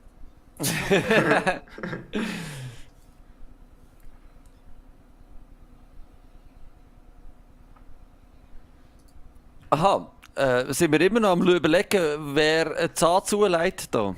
Nein, der Purzel ist um Antwort gegeben. Kann ich schon die Antwort geben? Nein, noch nicht. Nein, die Antwort, ob sie richtig ist oder nicht. Im Sinne, nein. Macht überhaupt keinen Sinn. Ja, du hast eine Frage gestellt, Valerie. Ja, der Zahnarzt hat sich müssen schnell... Nein, habe ich Im nicht. Mittelalter schon. Nein, du hast Antworten. eine Lösung präsentiert und hast gefragt, ob sie richtig ist. Nein, ist nicht Nein, richtig. sie löst, das hat er schon lange reagiert. Das wissen Nein, wir aber es nicht. geht eigentlich darum, dass Ja, der ich glaube, Zahnarzt... so langweilig, nein. Der Das ist dir Zahnarzt langweilig. wenn der Zahnarzt jemandem einen Zahn zieht, hat er ja einen Zahn zugelegt, er hat einen Zahn mehr. Hätte mir das schon Ja, damals der gegeben. Zahnarzt muss sich beeilen wegen der Schmerzen vom Kunden. Wer sogar Schmerzmittel gegeben hat, meinst du? Scheißegal, bei einer Behandlung, wo du noch einen Zahn weniger hast und der einen mehr. Was hat das jetzt mit dem Mittelalter eigentlich zu tun? Weil es Ich dort glaub nicht, dass es- Taler gemacht haben und es noch wehgetan hat und man kein Betäubungsmittel gehabt hat. Ich glaube nicht, dass es etwas mit Zähnen zu hat, von Tieren oder von Menschen, sondern dass es irgendwie ein Werkzeug gegeben hat im Das klingt Mittelalter, gut. Ich kann jetzt wo, kann ich's. wo irgend so ein Zahn etwas gehabt hat. Was hat Zange oder irgend Oder aus so? einem Ich habe Ackerzahn. eine Idee. Ich habe eine Also gut, Idee. ja, dann bitte. Weiter weiss ich nämlich gerade nicht. Es ist der Pflug. Der Bauer wollte schneller sein und hat so einen Zahn mehr rein, mit einmal fahren übers Feld mehr hat können. Nein, look. Du hast einen Esel gehabt. Die Antwort hat gerade so Töne gehabt, ich hab die Valerie die Antwort wüsste ich. Schau mal, das ist anders gegangen. Es war ganz anders. Auf dem Bauernhof. Der hat Felder gehabt mit Weizen und der hat drauf gepflügt. Der Hintermann hinter dem Pflug, oder? Das ist egal. Jedenfalls hat es dort auch eine Mühle gehabt, weil der ja auch Mehl machen, damit er nachher Brot machen kann. In dieser Mühle hat es einen Esel drin gehabt, den kennen wir aus dem Film. Vielleicht hat der Don Quixote gerade noch mit dieser Mühle gekämpft. Ich nicht. Jedenfalls, der Esel hat man im Kreis laufen, der Esel hat einen Anschiss gehabt und die Esel sind langsam und oder? Und nachher haben sie tatsächlich herausgefunden, hey, wenn wir eine bessere Übersetzung machen von diesen Zahnrädern in der Mühle, die dreht sich da viel besser oder schneller, wenn der Esel auch ein Lahmarsch ist. Aber weil der hure Tür war mit diesen Zahnrädern, ist es so gewesen, dass sie einfach gefunden haben, der Esel soll sich einen Zahn zulegen, also schneller sein. Bau doch nicht meine Mühle um, weil mein Esel faul ist. Nichts damit Mühlen, nichts damit mit Bauer eigentlich. Also so indirekt. Also ich glaube, das ist, es hat doch so Hämmer gegeben, wo vorne der Hammer ist und hinten hat es so den Ja. Zahn, also so Der der Rabenschnabel. Doppelspitz gehabt. Ja, genau. wo man die Nägel ja eigentlich kann damit rausreißen. Und ich glaube einfach, dass man gesagt hat, hey, komm, leg mal einen Zahn zu, also kehr den Hammer, dass du auf zwei Nägel gleichzeitig kannst reinschlagen. Hast du einfach müssen treffen, also du hast ein bisschen mehr Übung gebraucht. Du musst schnell kauen, ich habe mal triffst. Ja, vor allem hast du müssen beide Hämmer beide Nägel im richtigen Abstand hin tun, dass Ja. sie kannst gleichzeitig reinschlagen. Die Idee gut, aber ist leider nicht da gewesen. Ich habe eine Idee. Sagen wir mal, es gibt einen Hammer mit einem Zahn. Haben wir jetzt gelernt, da gibt's. Gut. So Schlangenzähle. Jedenfalls hat es ja auch Schmieden gegeben in dieser Zeit, weil Metall ist das 5. Element, sehr, sehr wichtig. Und die Schmiede haben ja nicht so wahnsinnig viel Zeit gehabt, bis das Metall wieder abgekaltet ist. Und das heisst, manchmal hat es dann nicht mit einem bearbeitet, macht man zwar mit der stumpfen Seite vom Hammer und ich will merken, dass der Pultum ist schon nicht verzeiht, noch viel dümmer als ich gedacht habe. Leg noch einen Zahn zu! Und dann ist der auch mit dem Hammer und sind das zweite auf dem Schwert und prügeln den Hammer, bis es krank ist oder schräg. Je nachdem, wie gut die Lehrling haben. Was man vorhin noch macht, so alltägliches Ding, sag ich mal. Essen, trinken, Das tönt schon mal alle gut. Dosen. Bevor du isst, musst du Kochen. Zähneputzen. Es hat was mit Kochen zu tun. Damn, Brother! wo kochst Früher du, noch wie in kochst Gabeln nur 2 Stechel gehabt, und das ist ein Scheiß. Und wenn du es da zugelegt und mit Gabeln mit 4 oder 3 Stechel kannst du viel schneller essen, als mit einer mit 2. Nicht mit dem Essen selber zu tun. Ich rede von der Gabel, ich weiß nicht, vorher das so ist. Aber ich glaube nichts zu tun. Okay, schade. Hat nichts mit dem Kochen zu tun. Kochen ist schon mal gut, aber Eben, hat er halt gekocht mit einer Gabel. wenn du mit der Gabel kochen, Mit der Teflonpfanne drum gekratzt. wenn die überhaupt kocht im Mittelalter.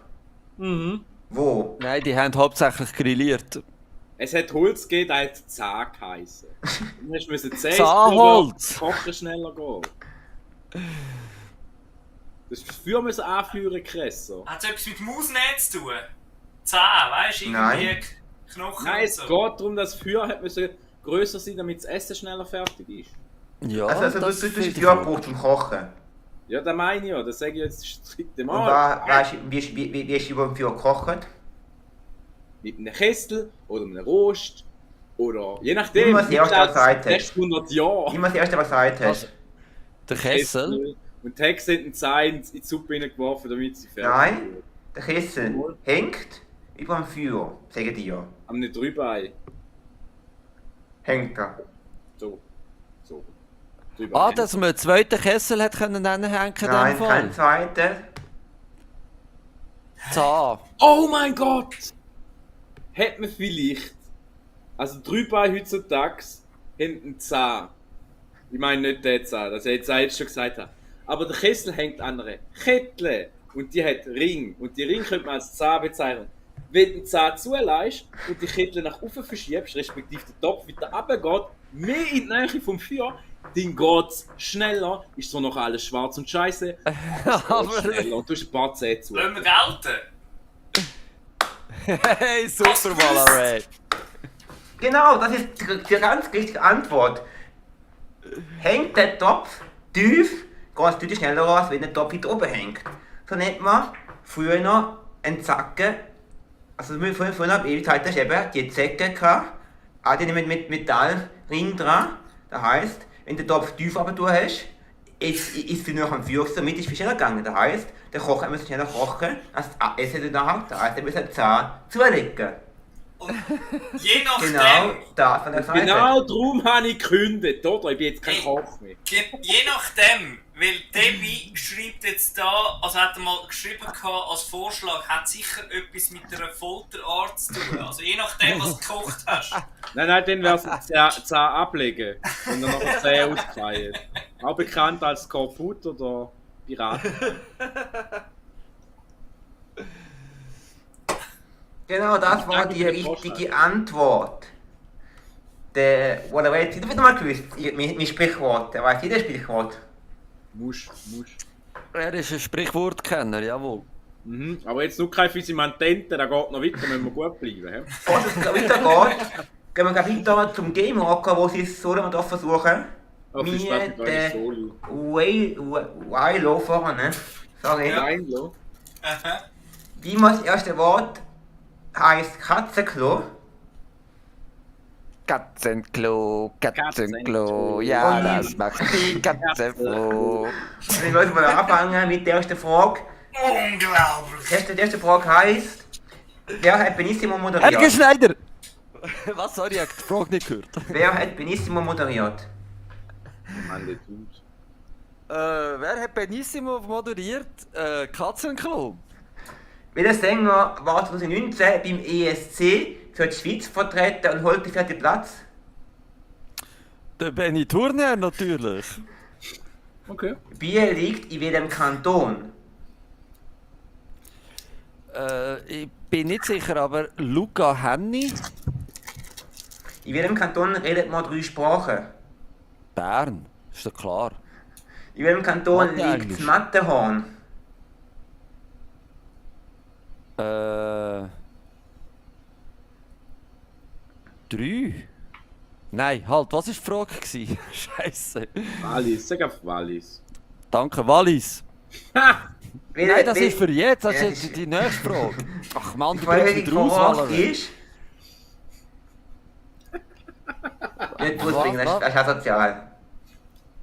Was ist? Ja, jetzt bin ich voll rausgefallen. Also, nach Biel ist gekommen 3 Sprachen. Ja, Drei ich 3 Sprachen. Sprachen.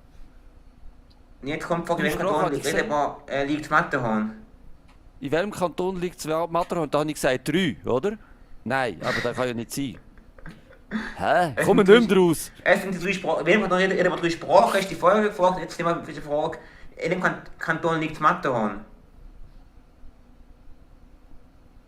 Bern. Welches Fahrzeug fährt mit Dampf? Das Wallis.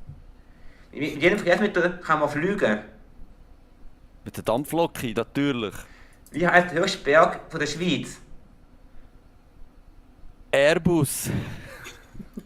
Welcher Schweizer Tennissportler hat da Jahr den Rücktritt bekannt gegeben?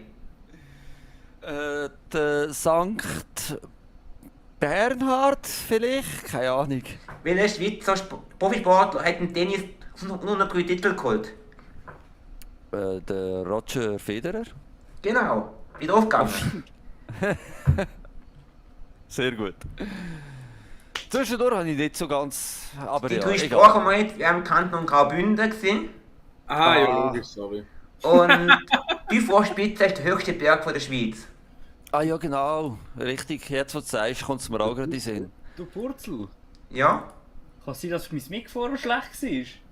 Ja, Hast du mir nie etwas gesagt? Ich habe es gerade jetzt von einem Kommentar gelesen. Ich habe es umgeschaltet jetzt. ich habe es aber noch schön gefunden. Danke vielmals. Passt Mittelalter, oder wie? Ich habe gemeint, das sei normal. Wenn ich nicht der bin mit dem schlechtesten Mic, bin ich voll zufrieden. Also, nächste Frage. Habe ich auch wieder ein Lösungsspiel dazu? Ich könnte das nicht, wie gesagt, gerade gesagt, da weiß ich, vielleicht wissen das aber auch nicht. Die Frage ist, was ist Pinke? Das habe ich schon gehört. Das ist doch eine Waffe im Mittelalter. Das ist eine Pike, ohne N. Ah ja, stimmt. Stimmt. Weiß es der Wahlweg gerade schon? Noch nicht, aber es kommt noch. Irgendwie. Ich glaube, das ist der Schwanz vom rosaroten Panther. Nein, es ist irgendeine Soße oder irgendwas, wo so gooey ist, so flüssig, halbflüssig, viskos. Habe ich irgendwie im Kopf, aber ich weiß nicht mehr. Aha, aber Essen klingt eigentlich nicht schlecht. Das könnte wirklich etwas zum Essen sein. Vielleicht ist es sogar eine exotische Frucht. Eine Pinke.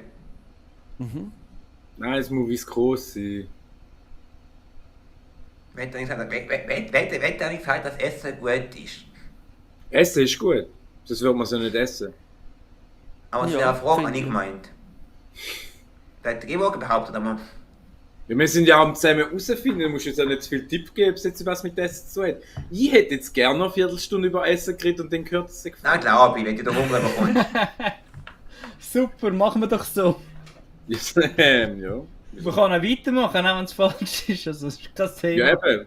Also ich stelle mir unter Pinke so eine viskose Flüssigkeitssoße vor, so ungefähr Konsistenz von Mayonnaise, aber das mehr zusammenhält und so fette Zücht. So wie Curry Ketchup aus Deutschland. Und dann nimmst du das so von Hand und tust auf so ein Fladenbrot drauf. Also Kannst etwas, zusammenklappen und Salat drin und Dönerfleisch und dann machst du so, kannst du essen. also etwas mit Mittelalter zu tun. Ich glaube gar nicht. Ich glaube, es geht in eine ganz andere Richtung. Tut's Ich auch. sage euch mal, der Begriff gibt es aber jetzt noch. Den nimmt man dann das etwas nimmt man auch jetzt noch so. Also ist es schon lange so. Hm. Also für mich ist ein Pinke etwas Ähnliches wie ein Werkzeug, aber es ist eben kein Werkzeug, sondern so Tönt Eine so. Mischung zwischen Werkzeug und ein Löffel. So Allzweck. Es ist so wie ein Schweizer Sackmesser, aber in pink. Das wäre ein geiler Pink Schweizer Sack.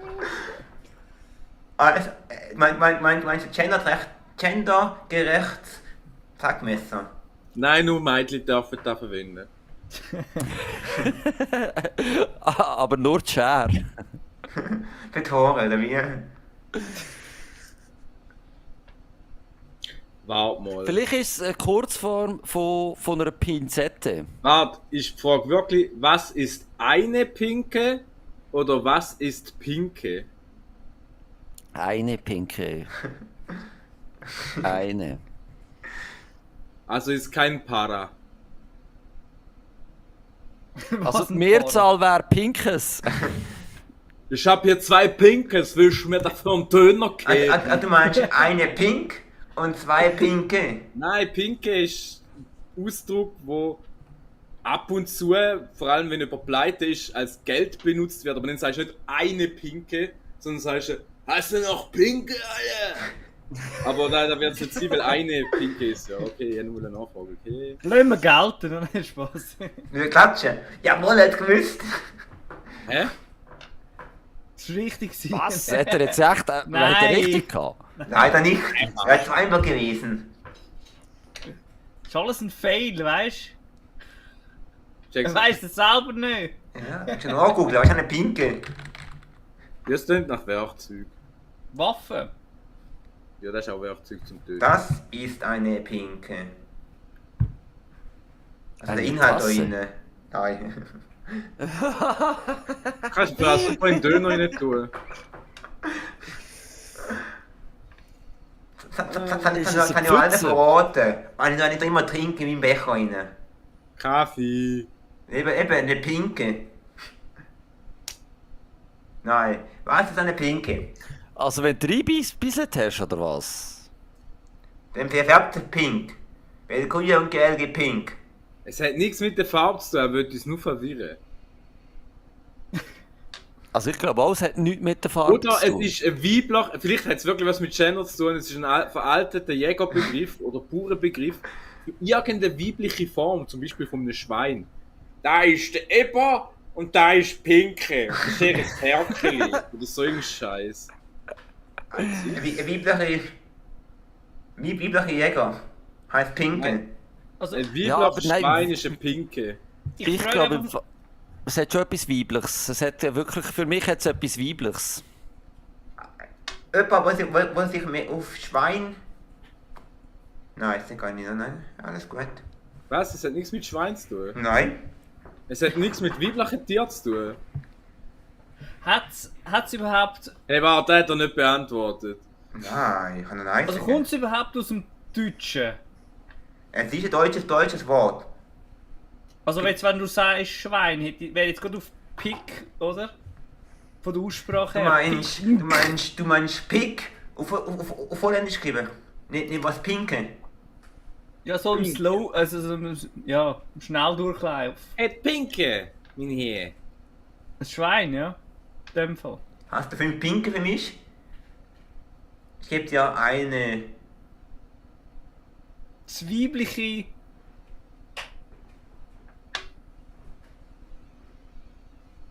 Darfst du nicht Schwein sagen, darum sagst du Pinke dann in dem Fall, oder was? Nein, es hat ja nichts mit dir zu tun, weißt du? Nein, nichts mit dir. Hä, wieso sagst du denn irgendetwas mit Schwein? Ja, wenn ich geraten habe, dann hat er gesagt, nein, es hat nichts mit dir zu tun. Und dann habe ich gefunden, aha, okay. Und dann sagst du, ja, aber Schwein. Und dann habe ich gedacht, okay, lass ihn reden. Aber es ist wirklich auf Deutsch der Ursprung. Also das Pinke ist deutsch. Also ich glaube, es gibt ja, bei den Ursprung. Schrauben gibt es ja so Muttern, oder? Mutter. Wo auf die Schrauben nicht passt. Und vielleicht ist die Pinke ein Gegenstück von einem Gegenstück zum Gegenstück. Nein. Ich verrate schnell. Wenn wir das Logo sehen, wenn sie Pink miteinander vermischt, nennt man es Pinke. Was? Ist das gewesen? Das war ein Scherz.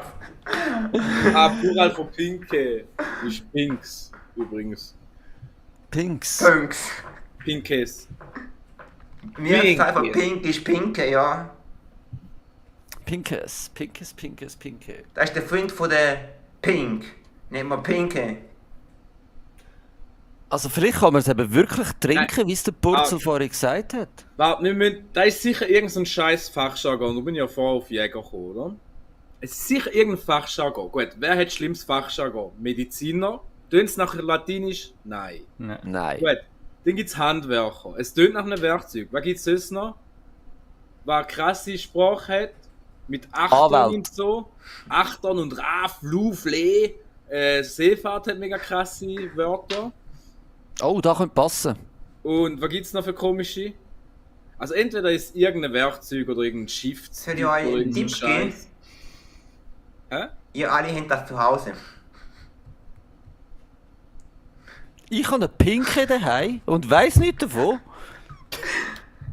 Kein Mensch nennt das Team Pinke. Ja, wenn wir jetzt wieder auf das zurückkommen, was ich noch nie gesagt habe. Game Rocker, hast du kein Schiff daheim? Nein, in dem Fall muss ein Werkzeug sein, oder? Also kein... Aha, vielleicht ist es einfach die Klinke, aber weil die Leute nicht haben können früher Kl sagen, haben sie einfach Pinke gesagt.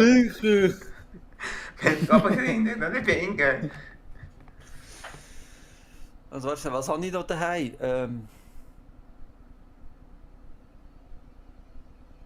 wir es im Badezimmer? Nein, ich hoffe es nicht.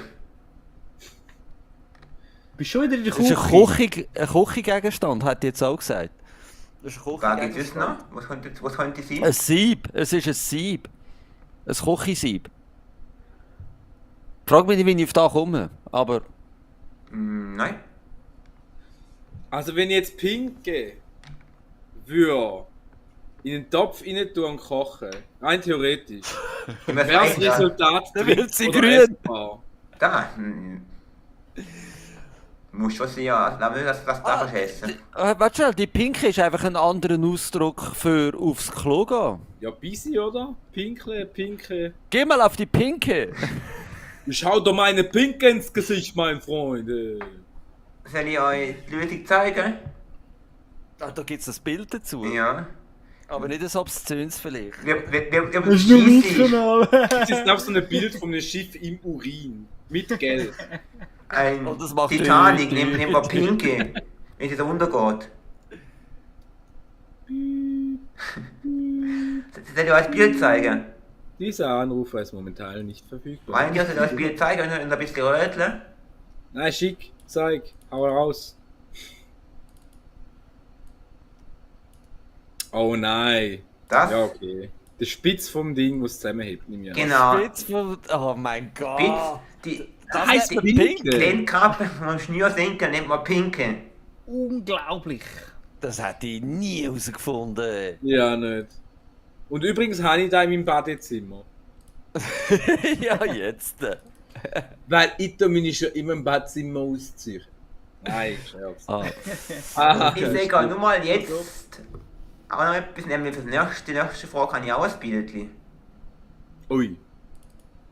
Nämlich, weißt du, Schlagschraube. Das Gegenstück zum Schlagbohrer. Das ist, wenn du einen Handbohrer hast, aber keinen Schlagbohrer. Aber eine Wand hast, wo du nur mit einem Schlagbohrer durchkommst, dann ist eine Schlagschraube und jetzt so Dings drin und machst wie Minibohrer. Und dann kommst du halt gleich durch. Ja, Klingt okay. plausibel. Klingt wirklich plausibel, ne? Ja, tönt so. Aber ich leider keine Schlagschraube. Sagt er, dass es so klingt, aber sein tut's nicht. Nein, klingt gut, aber ist es nicht. Hm. Eine Schlagschraube ist eigentlich ein Nagel, oder? Nur, wo du reinschlägst. Ja, eigentlich schon. Schau die Krone ein bisschen hoch. Ich muss da immer so strecken, dass ich über meinen Namen bin. So ist es. Wahrscheinlich ist er auf die Zehenspitze. Ich tue immer im Stoß drüben im Fall. Was ist eine Schlagschraube? Also ich habe schon 2 Tipps gebraucht. Wie viel hat der Ryle und der Mitch bis jetzt gesagt? Ne? Eine Schraube, die Schlag abfedert. Nein. Es ist einfach ein Double. Also nicht ein Double, sondern ein Double in der Wand halt. Mach Ja. ein Double. Safe. Ein Dübel. Ja. Also ich denke, der Schlagschrube ist so eine Art Nagel irgendwas. Was ist denn die Mehrzahl von Double? Wahrscheinlich nicht. Dübelinis. Hi. Und man macht eine Schlagschrube in die Wand, wie willst du, weißt du, das ist ein Nagel, eine Schlagschrube. Da ist eine Schraube, die nur reingeht, wenn du mit dem Akkuschrauber schraubst und gleichzeitig mit dem Hammer hin auf die Akkuschrauber drauf. Genau. Das muss es sein. Also wie kann man denn Oh mein Gott, eine Schlagschraube. Ich habe eine Idee. Stellt euch vor, ihr habt ein Schiff. Und der hat eine Schraube hinten dran, um sich fortzubewegen. Eine Schiffsschraube. Oh, du bringst mich gerade auf eine andere Idee. Jetzt stell dir mal vor, ein Schlag würde sich im Wasser fortbewegen. Dann hat doch der eine Schlagschraube. Ich habe Oder auch ist eine mit Idee. Karate, wenn du so die Hände drückst beim Schlag. Schlagschraube, Ah, das könnte auch sein. Es könnte vom Turmspringen sein. So eine spezielle Übung, wo man auf den Kopf geht und die Schrauben macht oder so. Ey, Schraube hat so viel Bedeutung. Das ist ja krass. Ich habe eine Idee, und zwar, du hast eine Schraube und der untere Teil ist einfach nur ein Nagel. Das heisst, du haust zuerst einmal die Schrauben ein bisschen und erst dann tust du sie, weißt, zum Ansetzen, und erst dann tust du sie... Das ist so langweilig, aber mega plausibel. Ja. Klingt gut, aber ist keine Schlagschrube. Okay, ich weiß es. Aber wie willst du den Nagel rein tun mit einem... Nein, Du ich hast weiß eine die Lösung. Hä? Ich weiß die Lösung. Es ist nicht eine Schlagschraube. Aber Also der Schlagschraube ist, beim Mixer hast du doch so verschiedene Aufsätze, die du kannst rein tun. Und das eine davon ist die Schlagschraube, damit man kann Schlagsahne machen Das klingt ganz gut. Das könnte echt noch Sinn ergeben. Ist leider nicht. Wo gibt es sonst noch Also, ja, nehmen wir mal das Wort Schraube, haben wir jetzt genug auseinandergenommen, oder? Aber wo gibt es das Wort Schlag nicht? Also ein Schlag kann ja etwas sein, das auf etwas drauf trifft. kann aber auch ein Schlag... Takt sein. Ich könnte noch einen Tipp geben, den will ich nicht jetzt hier verraten, darum mache ich es nicht. Oh mein Gott, eine Schlagschraube ist ein Gerät, oder ein Teil von einem Gerät, nämlich die Schraube, wo sich drüllt. Und die ist in einem Metronom drin und macht das gleichmäßig tick, tick, tick, ja, ja, da bis muss gelöst wird. Ja, das finde ich sehr plausibel. Du hast doch etwas vorher von Schiff erzählt. Zu dieser Frage bin ich mir ganz sicher. Valerie. Schiffsschraube. Ja, also das Ja. Schiff ist öfters Also- vorgekommen heute. Ja. Ja, aber Aber ja, auch Schiff nicht der Frage nicht. Also das Schlagschraube, die ist quasi, wo quer, also bei den neuen Schiff quasi quer drin ist, hast du so Röhre im Schiff quasi quer, wo das Wasser seitlich quasi dann durchschwemmt, dass du kannst mit dem Schiff seitlich fahren, andocken, an den Hafen. Checkst? Gegen Dass man den- so Schlag hat. Man hat Schlag. Man sagt Also, das irgendwie. Du fährst ja vorwärts und dann hast du quasi den Hast du Schlag nicht aufgefahren, seitlich. Stimmt nicht, oder was? Nein. Hat nichts mit Gut, Schiff eine zu bessere tun. Idee. Also nein, eine schlechtere Idee. Aber stell dir mal vor, eine Schraubentür in der Schule, weil er die ganze Zeit geschlagen wird. Dann kommt der Herr Schlagschrauber, aka Sozialpädagog, und das ist dann eben das Schlagschraubverfahren. Dann nimmt er eine Schraube und einen Schläger.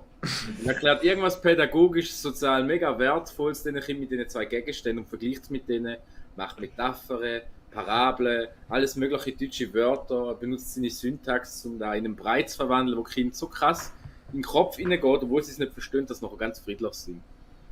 Oder sie schrauben Türen. Ich hat die Lösung vor. Eine Schlagschraube ist eine Schlagschraube, auch genannt als Pädagoge, wird dazu benötigt, wird Schlagschraube genannt, weil er mit Schrauben Kindern erziehen kann. Ja, meine Falsch. Erklärung ist nicht so falsch. Ich habe eine Idee bezüglich Ölbohren. Damn.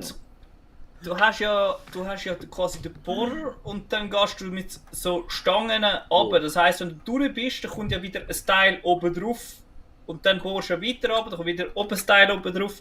Und dort, wo du das verbindest, dort hast du das mit Schrauben verbunden und was? Also die Schlagschraube ist die Schraube oder ist das Werkzeug? Die Schraube. Ich weiß nicht, ich habe da glaube vom Haus gekauft vor einem Weile, das ist hure nervig. Was nicht? Nicht jetzt wegen Öl, aber da wo ich vermute. Wir müssen die Straße sperren für 2 Tage, weil die mit so einem riesigen Hut hinterhergekommen sind. Oh. Und da war so ein riesiger Bauer, der so ein Loch im Boden gemacht hat. Und der bohrt nicht nur, und der ist auch nicht nur so dick wie dein Körper, sondern der bohrt nicht nur, sondern macht einfach so BUM, BUM. Und du hörst da im ganzen Quartier, wenn du vorausstehst, spürst du es in den Füßen, so einfach BAM, BAM. Fliegst immer. Ich bohre jetzt einfach ein Loch im Boden, ich weiss nicht wie tief und ich weiss nicht wieso. Aber ja, das ist auch ein Schlagschraube. Da brauchst du zum Häuser bauen, dass du die Pfeile reinhaust. Ja, zum Beispiel. Und ich sage, das ist die Schraube von dem Ding, ist die Schlagschraube. Es sind nämlich auch noch die Schrauben, die schraubt dann wirklich. Soll ich euch mal einen Tipp geben Ja, ja. und sagen, es ist nicht die Schraube? Es ist der Hammer. Also deine Aussage. Es ist kein Hammer. Nein, deine Das Aussage ist der Werkzeug Hammer. dazu. Es ist ein Werkzeug, aber was kann man denn machen? Etwas flicken. No. Nein, etwas kaputt machen. Löcher. Löcher, ja. Das ist nicht schlecht. Man kann kein Loch mit dem machen. Also, jein. Es ist nicht gemacht. Es ist so mit quasi wie eine Luftpistole, aber du hast eine Bohrmaschine, wo mit Luft angetrieben wird. Das tönt doch irgendwie noch. Ja, dann schwarze Pulver. Also, du meinst, eine Schlagschraube ist für den Wahlwand etwas, wo kannst du Schrauben in die Wand machen. Nicht in die Wand. Ich bin gerade am studieren, wie das Teil heisst, wo bei den Rädern wechseln. Weißt du, so schnell. Weißt du, das.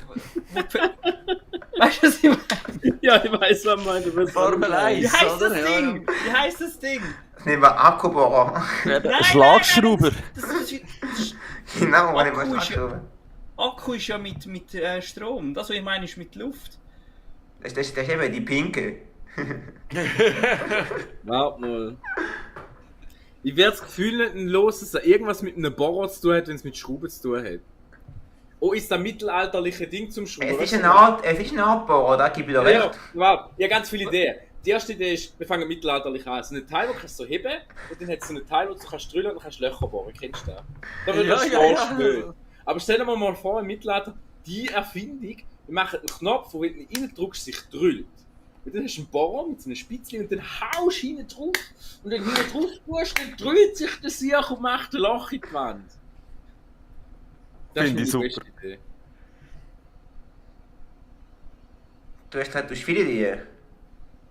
Das sind 2 gewesen, soll ich weitermachen? Das ist nicht gesagt. Damit Gerne weitermachen. Bohrer, wo du hinten drauf schlägst, dass er sich drüllt. Gerne weitermachen, weil das ist noch nicht die richtige Antwort gewesen. Du nimmst einen Bohrer und haust mit dem Hammer hinten drauf und durch den Aufschlag... Nein, du hast- eine Spitze, bitte. Für was brauchst du die Schlagschraube? Sind wir beim Thema Autos? Nein. Nicht. So auf Autos, ja. Für was braucht man Schlagschraube? Ah Mann!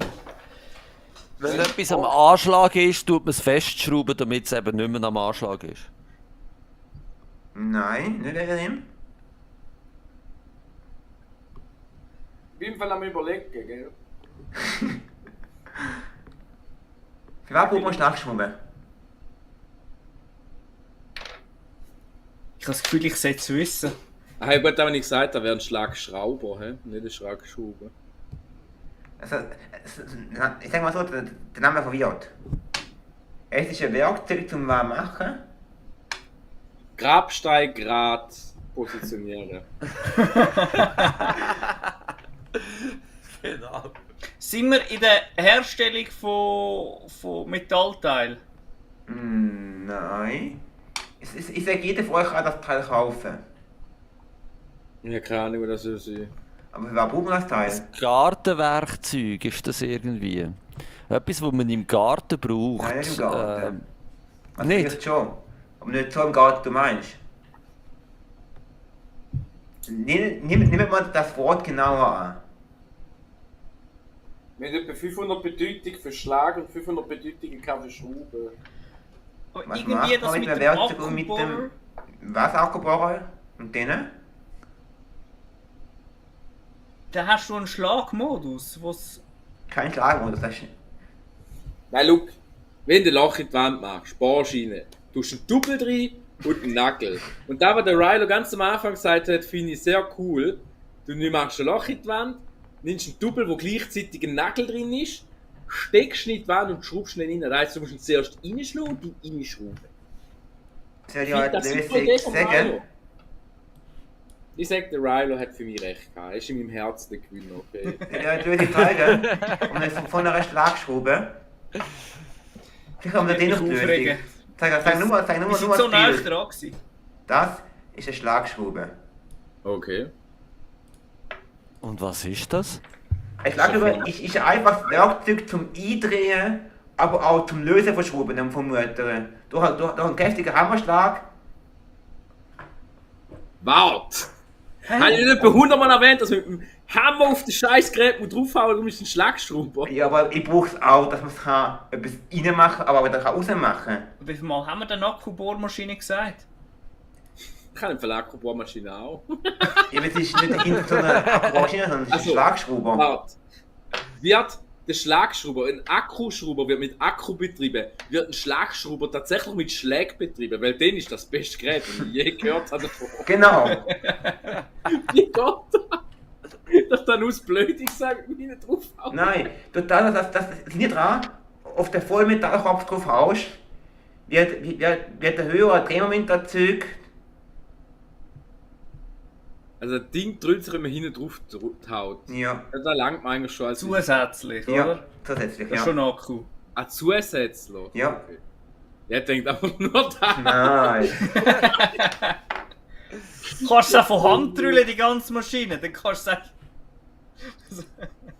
Ich muss sagen, wir sind hure nah dran gewesen. Ja, Aber ja, muss man ich kann sagen. die Schrauben damit auch rausnehmen. Obwohl, ich frage mich, wie du eine Schraube rausnehmen kannst mit einem Schlag. Aber okay. Okay. Dass du auf die andere Seite schlägst. Lass uns. Bevor wir wieder zum Wallaway Ja. sind, super Oh, ich muss im Thema. Fall schnell Pause machen, ich muss mal schnell weggehen, ich komme gerade wieder. Ja, das ist doch gut. Dann können wir mal, wenn die Wallaway schon weggehen, können wir schnell kurz die Pause Sorry. machen.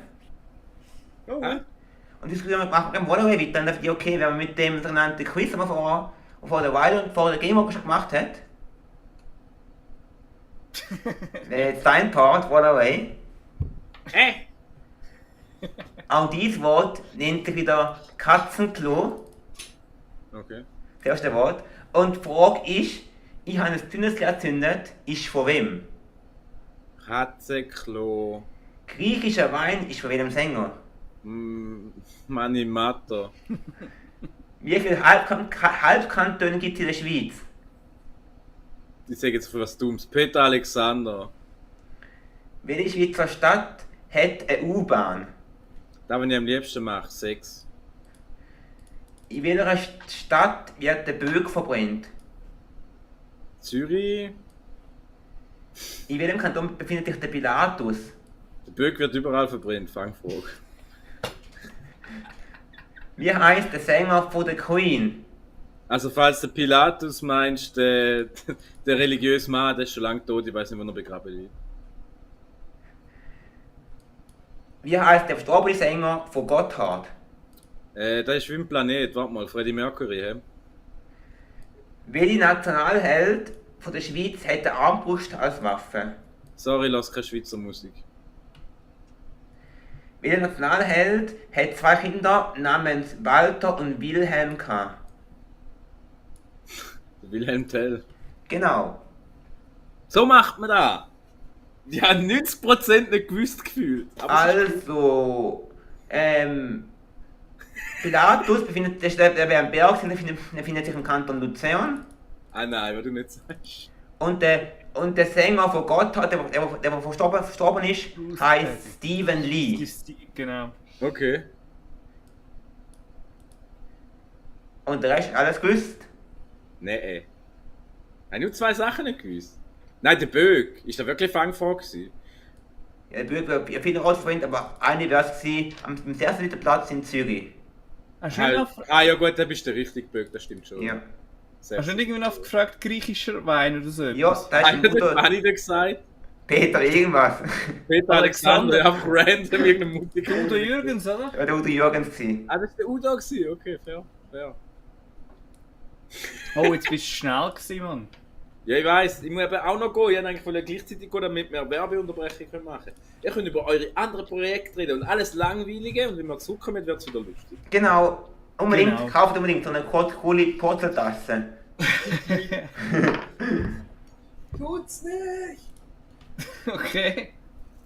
Kauft euch lieber ein Abo von dem Stream vom Purzel. Weil von einer Tasse haben wir nicht viel, aber vom Purzel selber schon. Genau, so manchmal über ein paar Projekte reden, die wir haben. Oder willst du den ein paar geheim halten? Ich weiß gar nicht, welches Projekt. Das ist gut zum Geheimhalten. Gell? Ich habe es gelernt von ihm.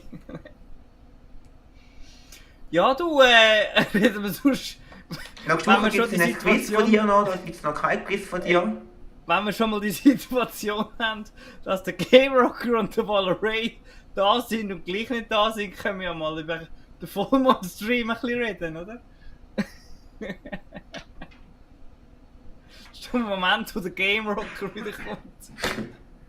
So geil. Okay. So, was habe ich verpasst? Wir haben über den Vollmond-Stream geredet, während du Also und Valorant eigentlich weg könnte sind. es gleich ein Quiz, aber dann musst du einen Game Walker machen. Hättest du nicht gehört, Sehr oder? gut. Was? Nochmal? Hast du das Quiz Was, gehört was? vom Wallaway? Nein. Kannst du noch mal, willst du jetzt auch noch mal machen? Sollen wir noch mal machen, was meinst du? Hast du noch mal Bock zum was machen? Ja klar, logisch. Ich bin zwar, meine Konzentration ist am Boden unten, aber ich probiere. Das wären die besten Streams, das kennst du vom Vollmond-Stream, oder? Also, Ja. schau, ob du mehr weißt wie der Wallaway. Das erste Wort ist wie immer. Katzenklo, ja, das macht die Katze. Genau, also, Frage Nummer 1. Gehst du ins Geschäft hinein, kauf was Nettes für die Katze ein. Katzenklo, ja ist gut, okay, sorry. Erste Frage ist- Wie gesagt, meine Konzentration ist am Boden. Katzenklo, wer hat das Lied gesungen? Was? Katzenklo? Das ist sicher nicht die Frage Nein, das von ist Scherz. vorher. gewesen. Also, warte, fangen wir jetzt an. Let's go! Also gut. Okay, nehmen wir das. Ich habe ein dünnes Lied angezündet, ist von wem? Was? Ich habe die Frage nicht verstanden. Ich habe ein dünnes Lied angezündet, ist von wem? Helge Schneider, Katzenklo. Griechischer Wein ist von welchem Sänger? Manni Matter. Wie viele Halbkantone gibt es in der Schweiz? Ich weiß doch nicht, wie der Typ heißt. Ist Jürgens, Udo Jürgens gsi vielleicht? Welche Schweizer Stadt hat eine U-Bahn? 4. In welcher Schweizer Stadt wird der Bürger verbringt? Genf. In Oder welchem Lausanne? Kanton Ich befindet sich der Pilatus? Das ist der Berg, Zürich. Pilatus. weiß- Zürich. Wie heißt der Sänger von Queen? Luzern goes on. Wie heißt der verstorbene Sänger von Gotthard? Freddie Mercury. Welcher Nationalheld von der Schweiz hat eine Armbrust als Waffe? Ich habe keine Ahnung. Welcher Nationalheld hat 2 Kinder namens Walter und Wilhelm? Peter. Der Tell. Genau. Und der einzige Sänger, den du nicht gewusst hast, ist der Steven Lee gewesen von Gotthard. Ah Ja, ja, nicht Steven gewusst. Lee. Steven Lee. Ich habe mich eben nie für Gotthard interessiert. Darum. Ich eben auch Okay, nicht. Und Steven noch Lee. im Kanton Schweiz und Kantone, es wären 6 Halbkantone gewesen. Was? Ja. Obnitwalden, Appenzell Ausserrhoden und Basel-Land und Stadt. Ah ja, Basel vergessen. Übrigens, Cheers. Ein Schlagschrauber ist ein einfaches Handwerkzeug ohne Antrieb. Steht da. Das ist Wikipedia. Das muss stimmen. Mies war Google, muss nicht stimmen, aber kann sein. Also, okay, sehr gut. Jetzt sage ich 5 Sekunden lang, nachher weiss es der Wallaway wieder. Können wir mal was machen über Fabeln, Märchen oder Geschichten? So Literatur wäre mal geil. Wieder was über dich und jetzt? Also was für dich? Woher kommt das Sprichwort etwas im Schilde führen? Von den Ritter. Ich sag nicht. Er weiss es, hi nochmal. Er weiß es. Ich glaube, ich weiß, ich bin mir mega sicher, dass er noch ein bisschen roter Pfeil sich recht hat. Also, Das es tönt ist- schon mal nicht so schlecht. Es war in der Ritterzeit gewesen und sie haben hinter dem Schild haben sie einmal so den Dolch gehabt, dass falls sie ihr grosses Schwert verlieren, dass sie noch eine zweite Waffe haben können machen für und jemanden ermolchen. Erdolchen. Also Ich muss sagen, meinst, es ist nicht, ja. du meinst, der Dolch ist gerade am Schild angemacht? Mit der Halterung? Nein, er hat ihn vielleicht auch in der Hand Aha. gehabt, ich weiß doch nicht. Nein, ist nicht wegen dem. Es ist nicht, weil er hinterm Schild etwas versteckt hat. Nein. Ah, krass, okay. Vielleicht war er auch Alkoholiker gewesen, weißt du, im Schild. Bierflaschen. Nicht. Korrekte Antwort. Er soll sich zum Schilde führen, kommt aus dem Mittelalter und ist dort gewesen, von Ritter, wenn die wollen schnell noch ein bisschen Alkohol trinken, haben sie dann was im Schild, den sie nicht im Schild können verstecken und dann schnell saufen. Okay. Zweite Hinter dem Schild Strategie. saufen. Ich bin im alten Rom. Oder auch bei den nordischen Völkern zu der gleichen Zeit. Es war gang und gäbe gewesen, für die nordischen Völker einen Schildwall zu machen oder für die Römer ein Schildkrott oder irgendeine scheiß andere Formation, die ein bisschen fancier ist, aber ineffektiv oder wenigstens sind sie sich können bewegen dabei. Und die ganze Gruppe steht hinter diesen huren Schild. Und die Schild gehen irgendwann irgendwo geplant auf, zum einen Angriff ausführen aus dem 9 so. Bam! Das Ding ist, die haben sich dort hinter dem Schild so, die vorne dran verrecken und dann, und die anderen hinter dem Schild, also die wichtigen Leute, die ein bisschen weiter hingestanden sind, so, hinter ihre Pläne besprochen gefunden, ja, wir sollten über die linke Flanke, nein, warte noch ein bisschen, Freddy lebt noch, der schuldet mir noch Geld, wenn er stirbt, kriege ich das Geld und seine Frau, weißt du. Ja, okay, ja, gut, mach. Ja. Die haben dann den Plan geschmiedet, wie sie richtig können angreifen, weil die Formationen blub hinter den Schildern, und darum heisst sie tun was im Schild führen, weil sie hinter dem Schild sind und dort einen Plan ausschmiedet.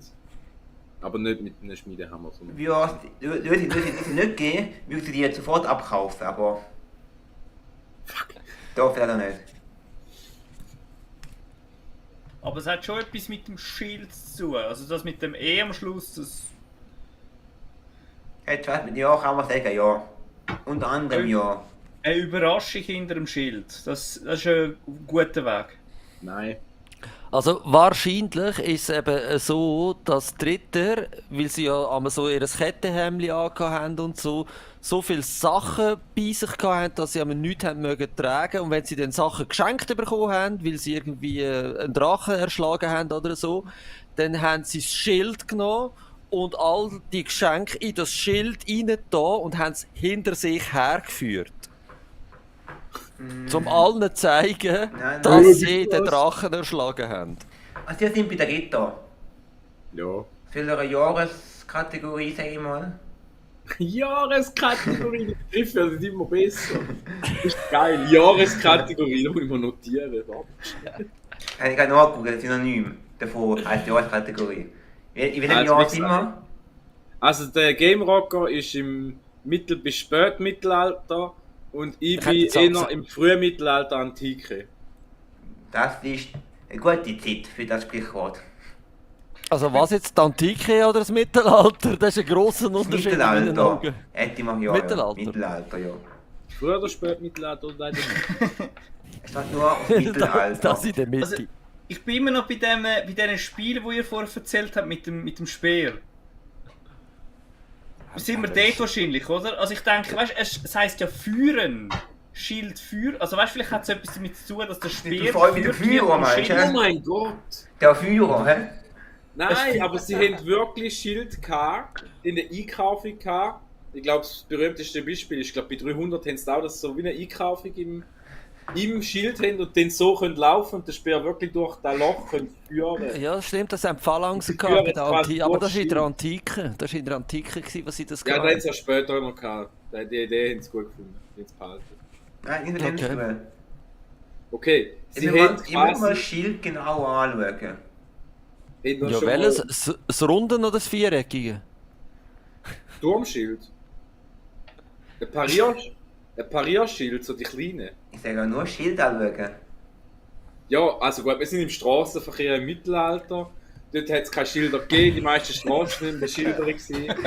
Also kann es da eh nicht sein. Es hat Aber mal es ist ein festgehalten, da ist stark Strassenschild. über den Belgier. Nämlich, Ah, wenn warte. denn nur denen Ja, genau. mit gleicher Geschwindigkeit. Nein, ich weiss es. Mittelalterliche Autobahn. Ich weiss die Lösung, Die Ritter haben mit dem Schild die Sonne, also in die Sonne hineingeblendet, damit die Sonne reflektiert und der andere Ritter hat dann nichts gesehen und dann hat sie mir den Kopf abhauen. Das heisst im Schilde führen. Es geht um einen Führer. Ja. Vielleicht geht es um einen Führer, dass der Führer im Schilde ist, nicht dass er im Schild führt. Und das Also im Schilf steht, oder was? Nein, er steht in seiner Burg, weil ja quasi das große Schild von dem Mittelalter war. Und tut von der Brücke oben runter oder sind Türmchen sagen, was zu tun haben, und dann unten dran verrecken. Das ist auf der Top und Schild. Ich muss auch noch einen Tipp von mir, nein, wenn wir haben. Wer hat denn alles ein Schild gehabt? Nur Ritter. Sicher? Nein, Ja. die Pikeniers haben doch auch eins gehabt. Nein, die haben Auch keins. Ritter. Also, irgend so ein Legionär, der speziell Schild gehabt hat, dass man gewusst hat, dass der etwas Besseres ist. Legionär ist antik. Also es geht nicht Keine nur Ahnung. um Schilder, es kann auch was anderes sein, wo man bei sich hat. Ein Helm, ein Schwert, Aber man in der Hand hat.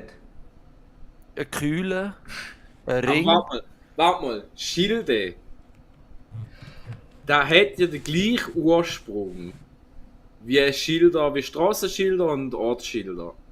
Dass eine Fläche ist, wo das Wappen oder Informationen draufstehen. Jetzt im Fall von einem Ritterschild schützt sie halt, aber prinzipiell ist das mittelalterliche Wort Schild ja einfach ein Brett, wo meistens etwas draufsteht. Was da drauf?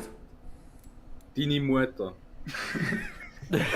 Ein Zeichen, ja, das stimmt. Was für ein Zeichen? Von deinem Ah, Land, wo du Das kämpfst. Familienwappen. Nein, ein geheimes Zeichen. Nehmen wir mal das vom Game Walkers, klingt sehr gut.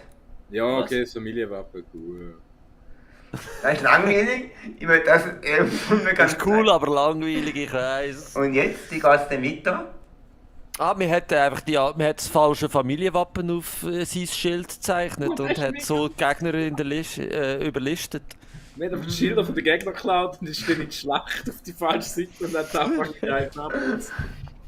Oder umgekehrt. Nein, das liegt nicht an dem. Vielleicht hat man einfach geheiratet und dann hat man einen Teil vom Schild von der anderen Familie nachher im eigenen Wappen gehabt. Nein, sie sind nicht dran, aber... Und die hinterfamiliären Königsverbandlungen und Hochzeiten zum Macht umschieben, die haben die halt alle im Schild geführt, so sage ich, oder? Man hat immer gesehen, schau, der hat Petra von Ulrichsberg genommen und der Herr von Bombast, damit er die Region hat. Du hast da alles können, wie ein Stammbaum auf dem Schild ablesen. Ja, ich brauche es genauer.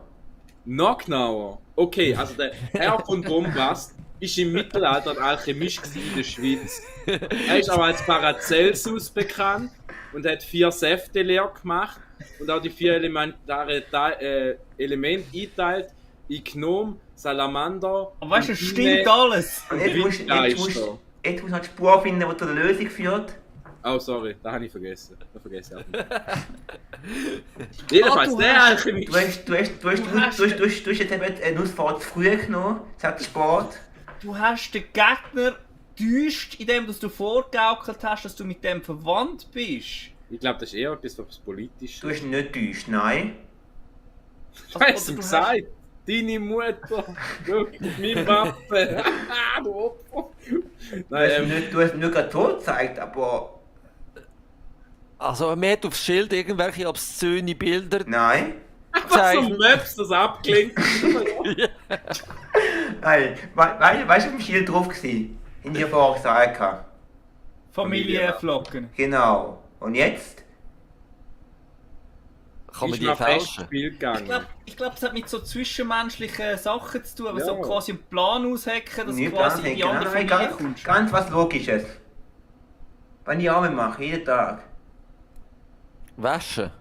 Nein, wenn er... Eine Unterschrift. Außer wenn Also, wenn wenn ich er... das Außer Tag das Wochenende nicht, aber sonst schon. Schaffen. Und wo? Dort, wo meine Zunft ist und die ist wahrscheinlich auch in meinem Wappen drin. Muss nicht sein.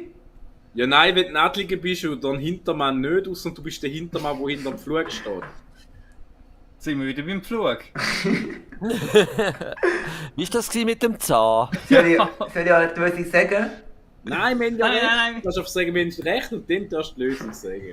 Ja, ihr seid ziemlich nahe dran, aber ihr habt es nicht so herausgefunden. Also, wir haben ein Familienwappen, wir haben Ja. ein Berufswappen. Und da haben wir auf einem Schild. Nehmen wir mal Auf das einem Berufswappen Adeligen. weg. Nehmen wir einfach mal das Familienwappen, ist auf dem Schild drauf, ja. Familienwappen ist auf einem Ritterschild, weil sich kein Schwein so ein scheiß Schild hat können leisten. Ja. Die Schilder sind eingesetzt worden im Zweikampf.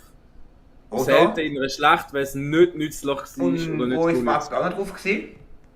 Damit man weiss, wer das man kämpft. Und wo ist das Wappen auch noch Nein, drauf wegen gewesen? Werbezweck. Lass mich ausreden. Es gibt, das Schild hast du eigentlich nur dabei gehabt, wenn du adlig bist, zum zu sagen, oh, ich bin voll krass. Oder an sportlichen Events, wo sich Ja. die Leute sportlich auf die Fresse gehauen haben.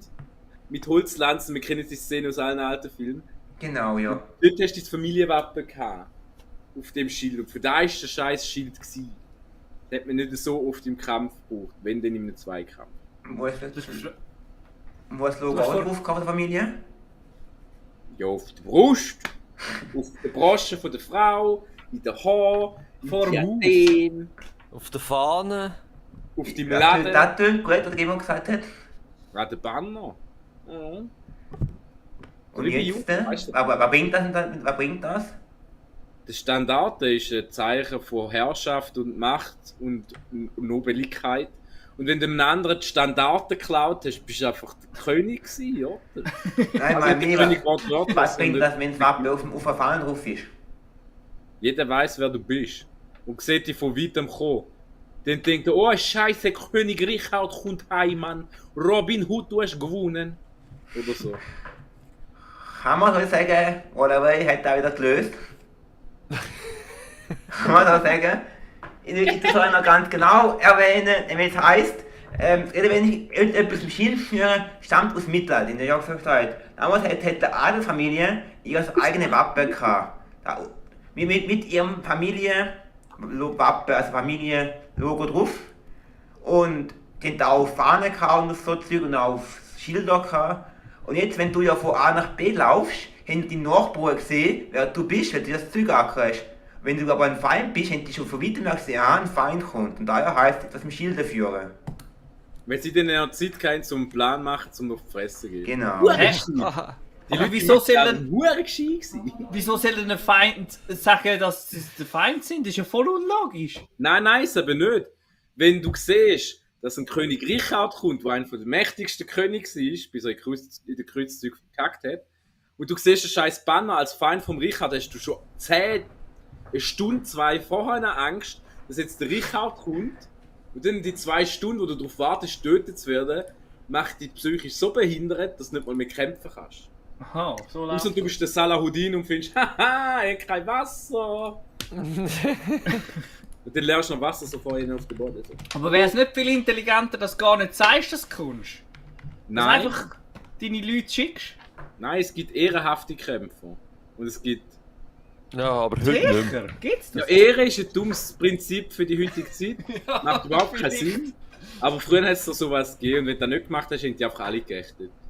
Aber wäre es dann von der Logik her etwas im Schilde führen, nicht eher dann, wenn er angreift, ohne das zu zeigen? Nein, dann würde er nicht im Schilde führen, weil er hat ja kein Schild dabei. Oh ja, Wissen stimmt. wir, wer es ist. Direkt kommt die Redewendung. Nein, es ist umgekehrt. Er führt ein Schild, darum hättest du einen Plan aus, wie du wegkommst oder in... Genau. Alles klar, sorry, Schmin durcheinander. Ja, das ist schon gut. Macht gar keinen Sinn, ist Mittelland. Und wenn ihr noch mögt, was zur letzten Frage kommt, Nein, schon die letzte. Er hat noch 15 Fragen nebendran. Ja, hat Ja, schon, ich aber. Also ich hatte noch den ganzen Tag im Fall, ist noch nicht 12. Also ich mag langsam nicht mehr, aber ist gut, wenn der Valeray macht, ich lasse ihm gerne noch zu und im Rilo auch und im Purzel auch. Also, auch so eine Art, ich sag mal nicht eine Art Redewendung, aber geht in Valois in die Richtung rein, Das ist jetzt für meine Richtung. nämlich, damals ist keine Redensart, sondern ist meine Frage, wie heißt der schmutzige Donnerstag? Die schönsten 3 Tage. Keine Ahnung. Hätte man nicht Gemüse. Warte mal, kann mir jemand erklären, wenn der schmutzige Donnerstag ist? Oh, doch, ich weiß es vielleicht. Das ist der Tag bevor die Fasnacht anfängt. Also der 11.11., oder weißt du das? Ja, Das das muss ja am ist, Donnerstag sein. das ist überall ein bisschen anders, glaube ich, aber in Ist den ja- ist ja am katholischen Donnerstag. Kantonen ist der schmutzige Donnerstag so der Beginn der Fasnacht. Ich habe eine saudumme Vermutung. Cool. Nimm Die mal. überhaupt Lass nicht hören. reinpasst. Lass mal hören, Junge. Du hast jetzt gerade von katholisch geredet.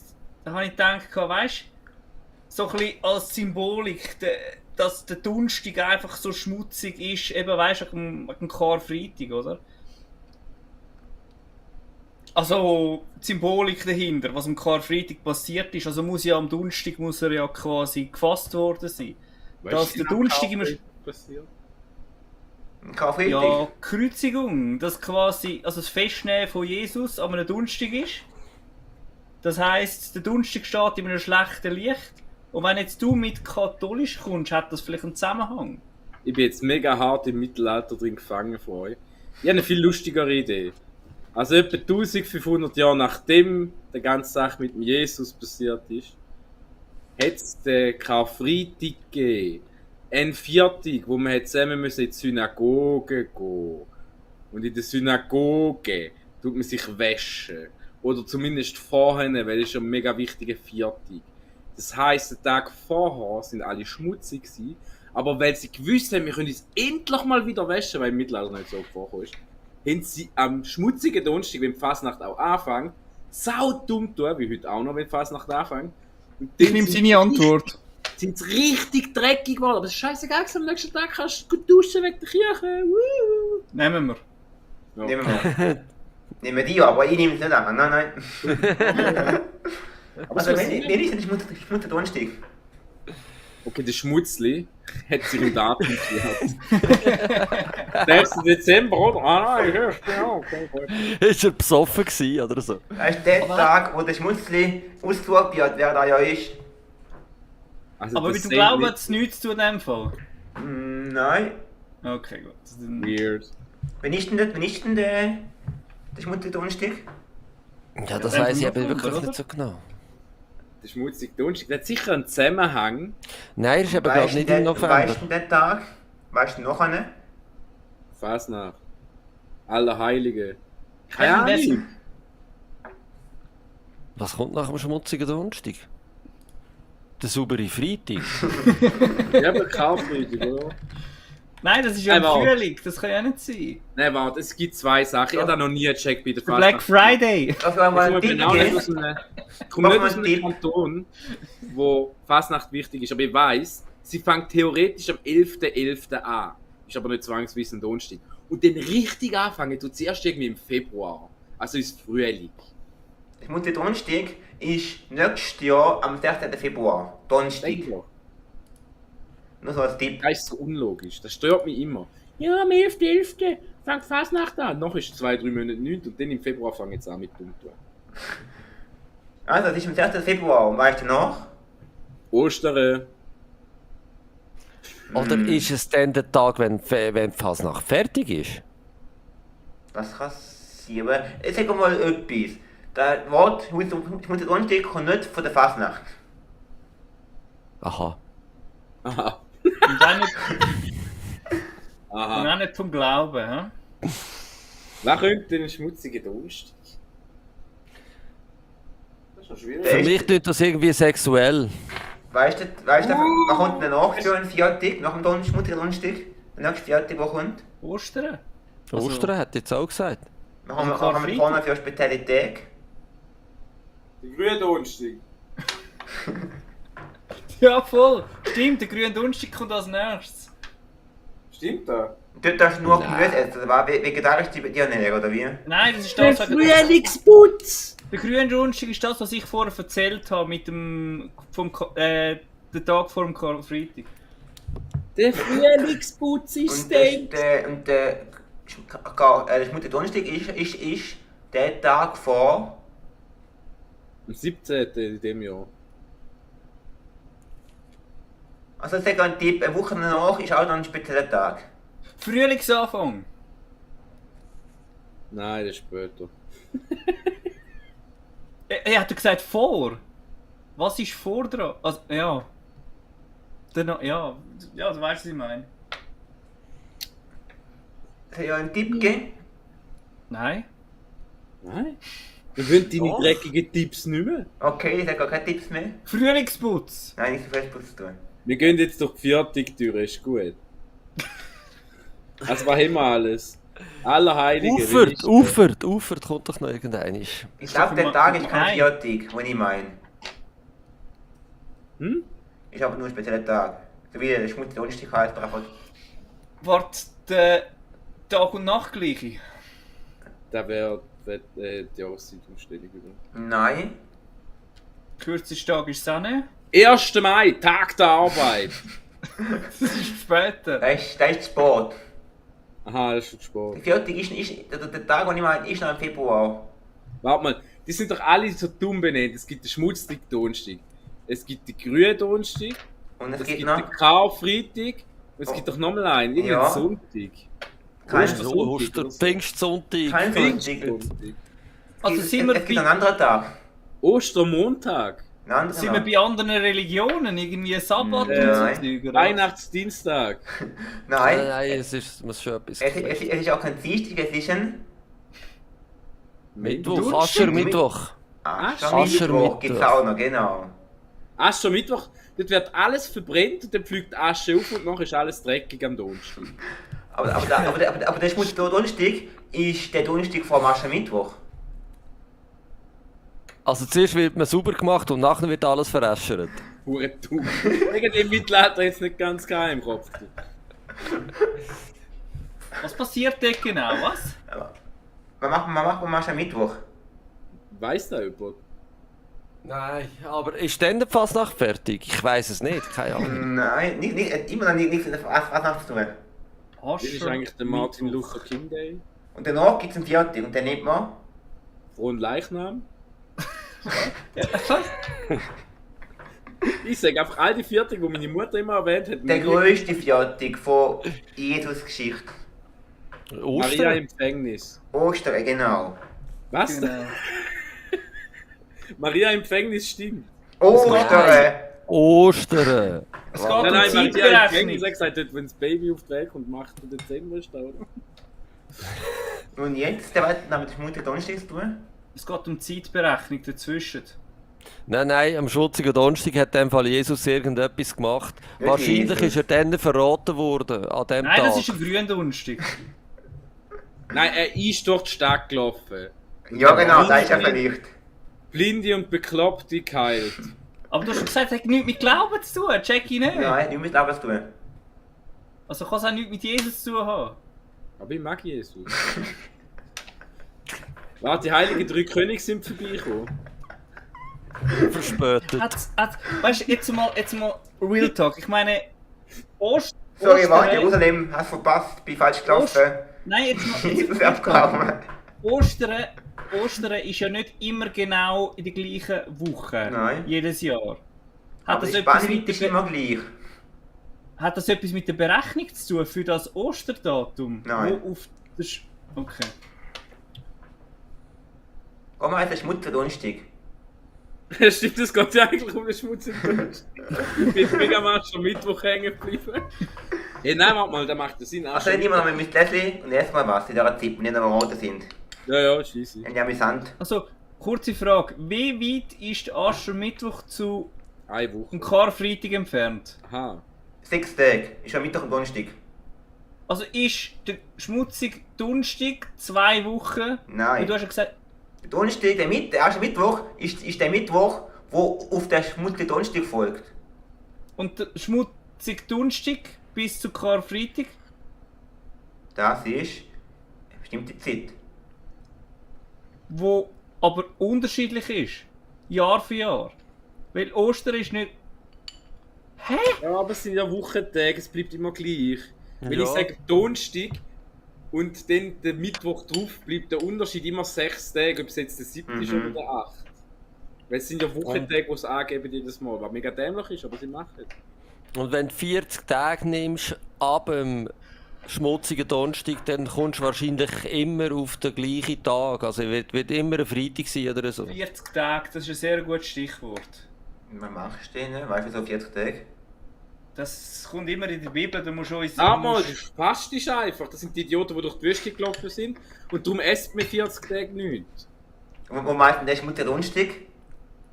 Weil es da recht scheiße geht nach 6 Tagen, wenn du nichts Aber der ist ja davor. Aha, ja, der fräst ist ja voll, keine Ahnung. Nicht voll fressen, nein. Aber kommt also die richtige Richtung, ja? Du zählt zum Fasten auch kein Sex haben, weil dann weiss ich ganz genau, was ich gemacht habe, wenn ich wieder unschuldig Nein. sind. Das zählt nicht dazu, okay. Kein Zölibat. Aber du hast ja gesagt, also ich habe dich ja gefragt, ob es mit anderen Religionen zu tun hat. Das wäre aber jetzt im Bereich vom Sabbat, von nichts essen, 40 Tage und all das Zeug, wenn es hell ist und all das Zeug. Und Es ist überhaupt- eine Woche, Aber weißt du, bevor vorhin so typisch am Donnerstag gemacht? Also so halt. Döner gegessen. Freude auf den Freitag, Nein, damit meinst du, ich mich nachher so auf den Leute- Montag freuen So kann. vorhin, sag jetzt mal so ein paar Jahrzehnte zurück.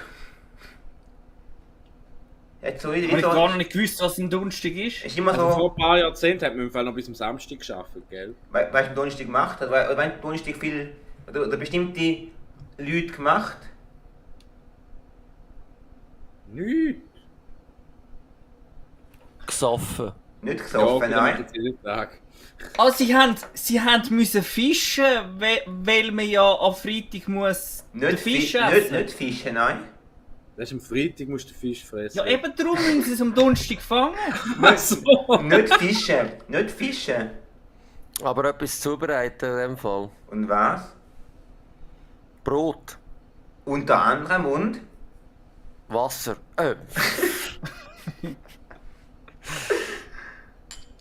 Ja, sie hat probiert, aus Wasser Wein zu machen. Ja, waschen musst du. Oh mein Gott, sie sind an den See abgegangen oder am Fluss und dann gewaschen und nachher hast du nicht mehr können baden. Ich sag dir, der Fluss hat ausgezogen. Hast du nur gehofft, dass Nein. du oben am Rhein wohnst? Und schaffen. Also wir Aber weißt du, sie hat Brot irgendein- hergestellt und. Hä? Der Gamer gesagt, wir hätten Brot hergestellt anscheinend. Am Also Donnerstag ich weiss immer. einfach, kannst froh sein, dass Debbie heute jetzt ausnahmsweise, also jetzt nicht dabei ist. Du weißt genau, sie wüsste es. Gell? Sie schreibt wüssten's. nämlich nichts mehr in den Chat. Sie kennt sich auf dem...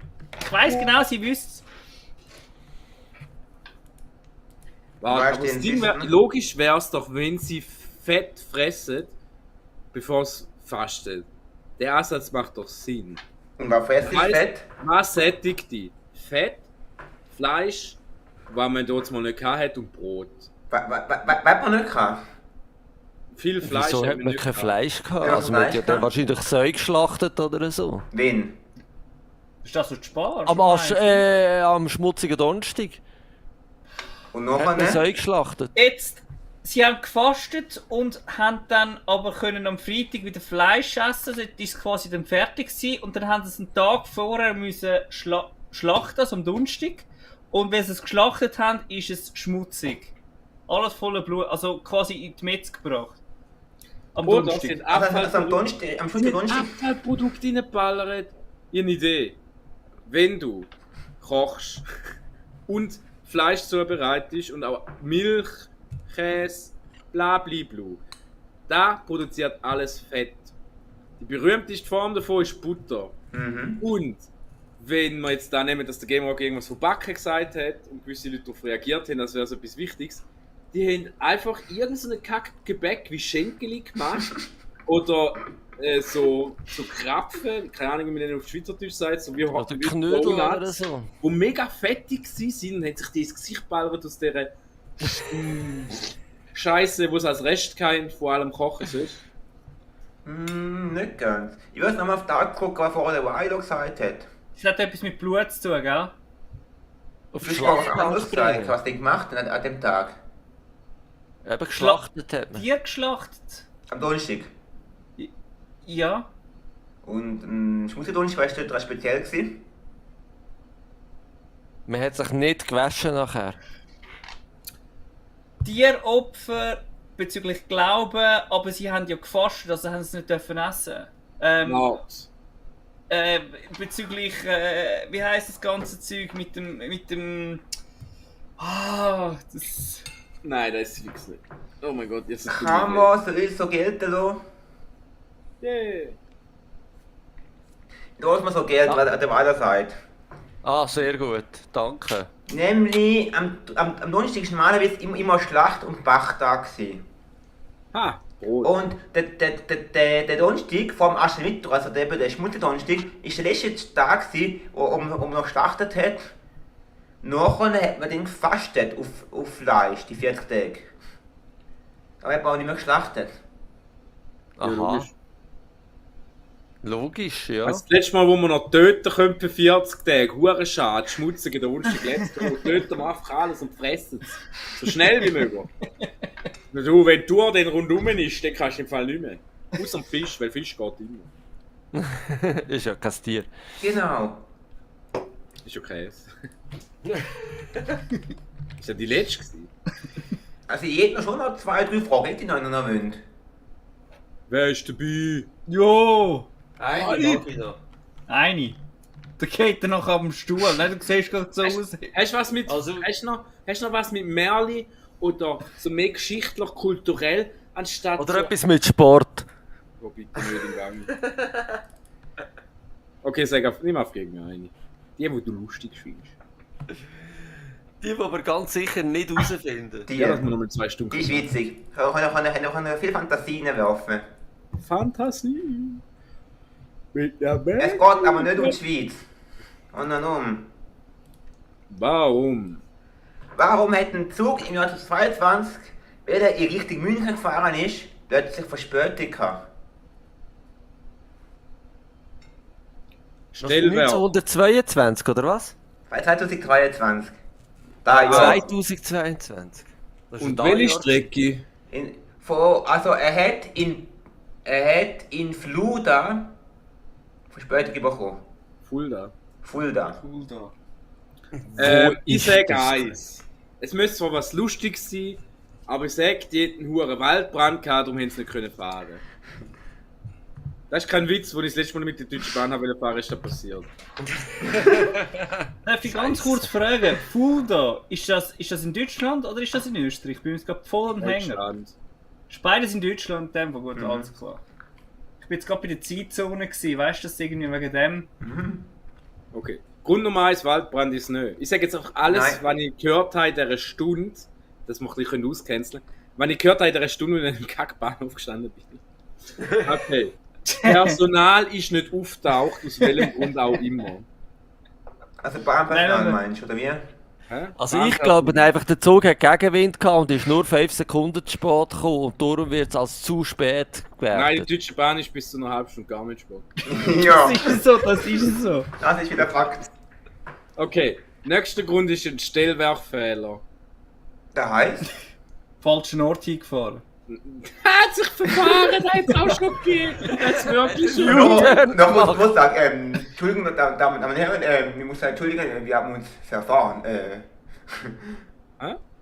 Warum Ja, ja. machen wir den Durchfall im Zug inne? Meine Damen und Herren, mir tut es leid, aber hier spricht euer Kapitän, Schröder. Also, Ich mag eine lustige Story.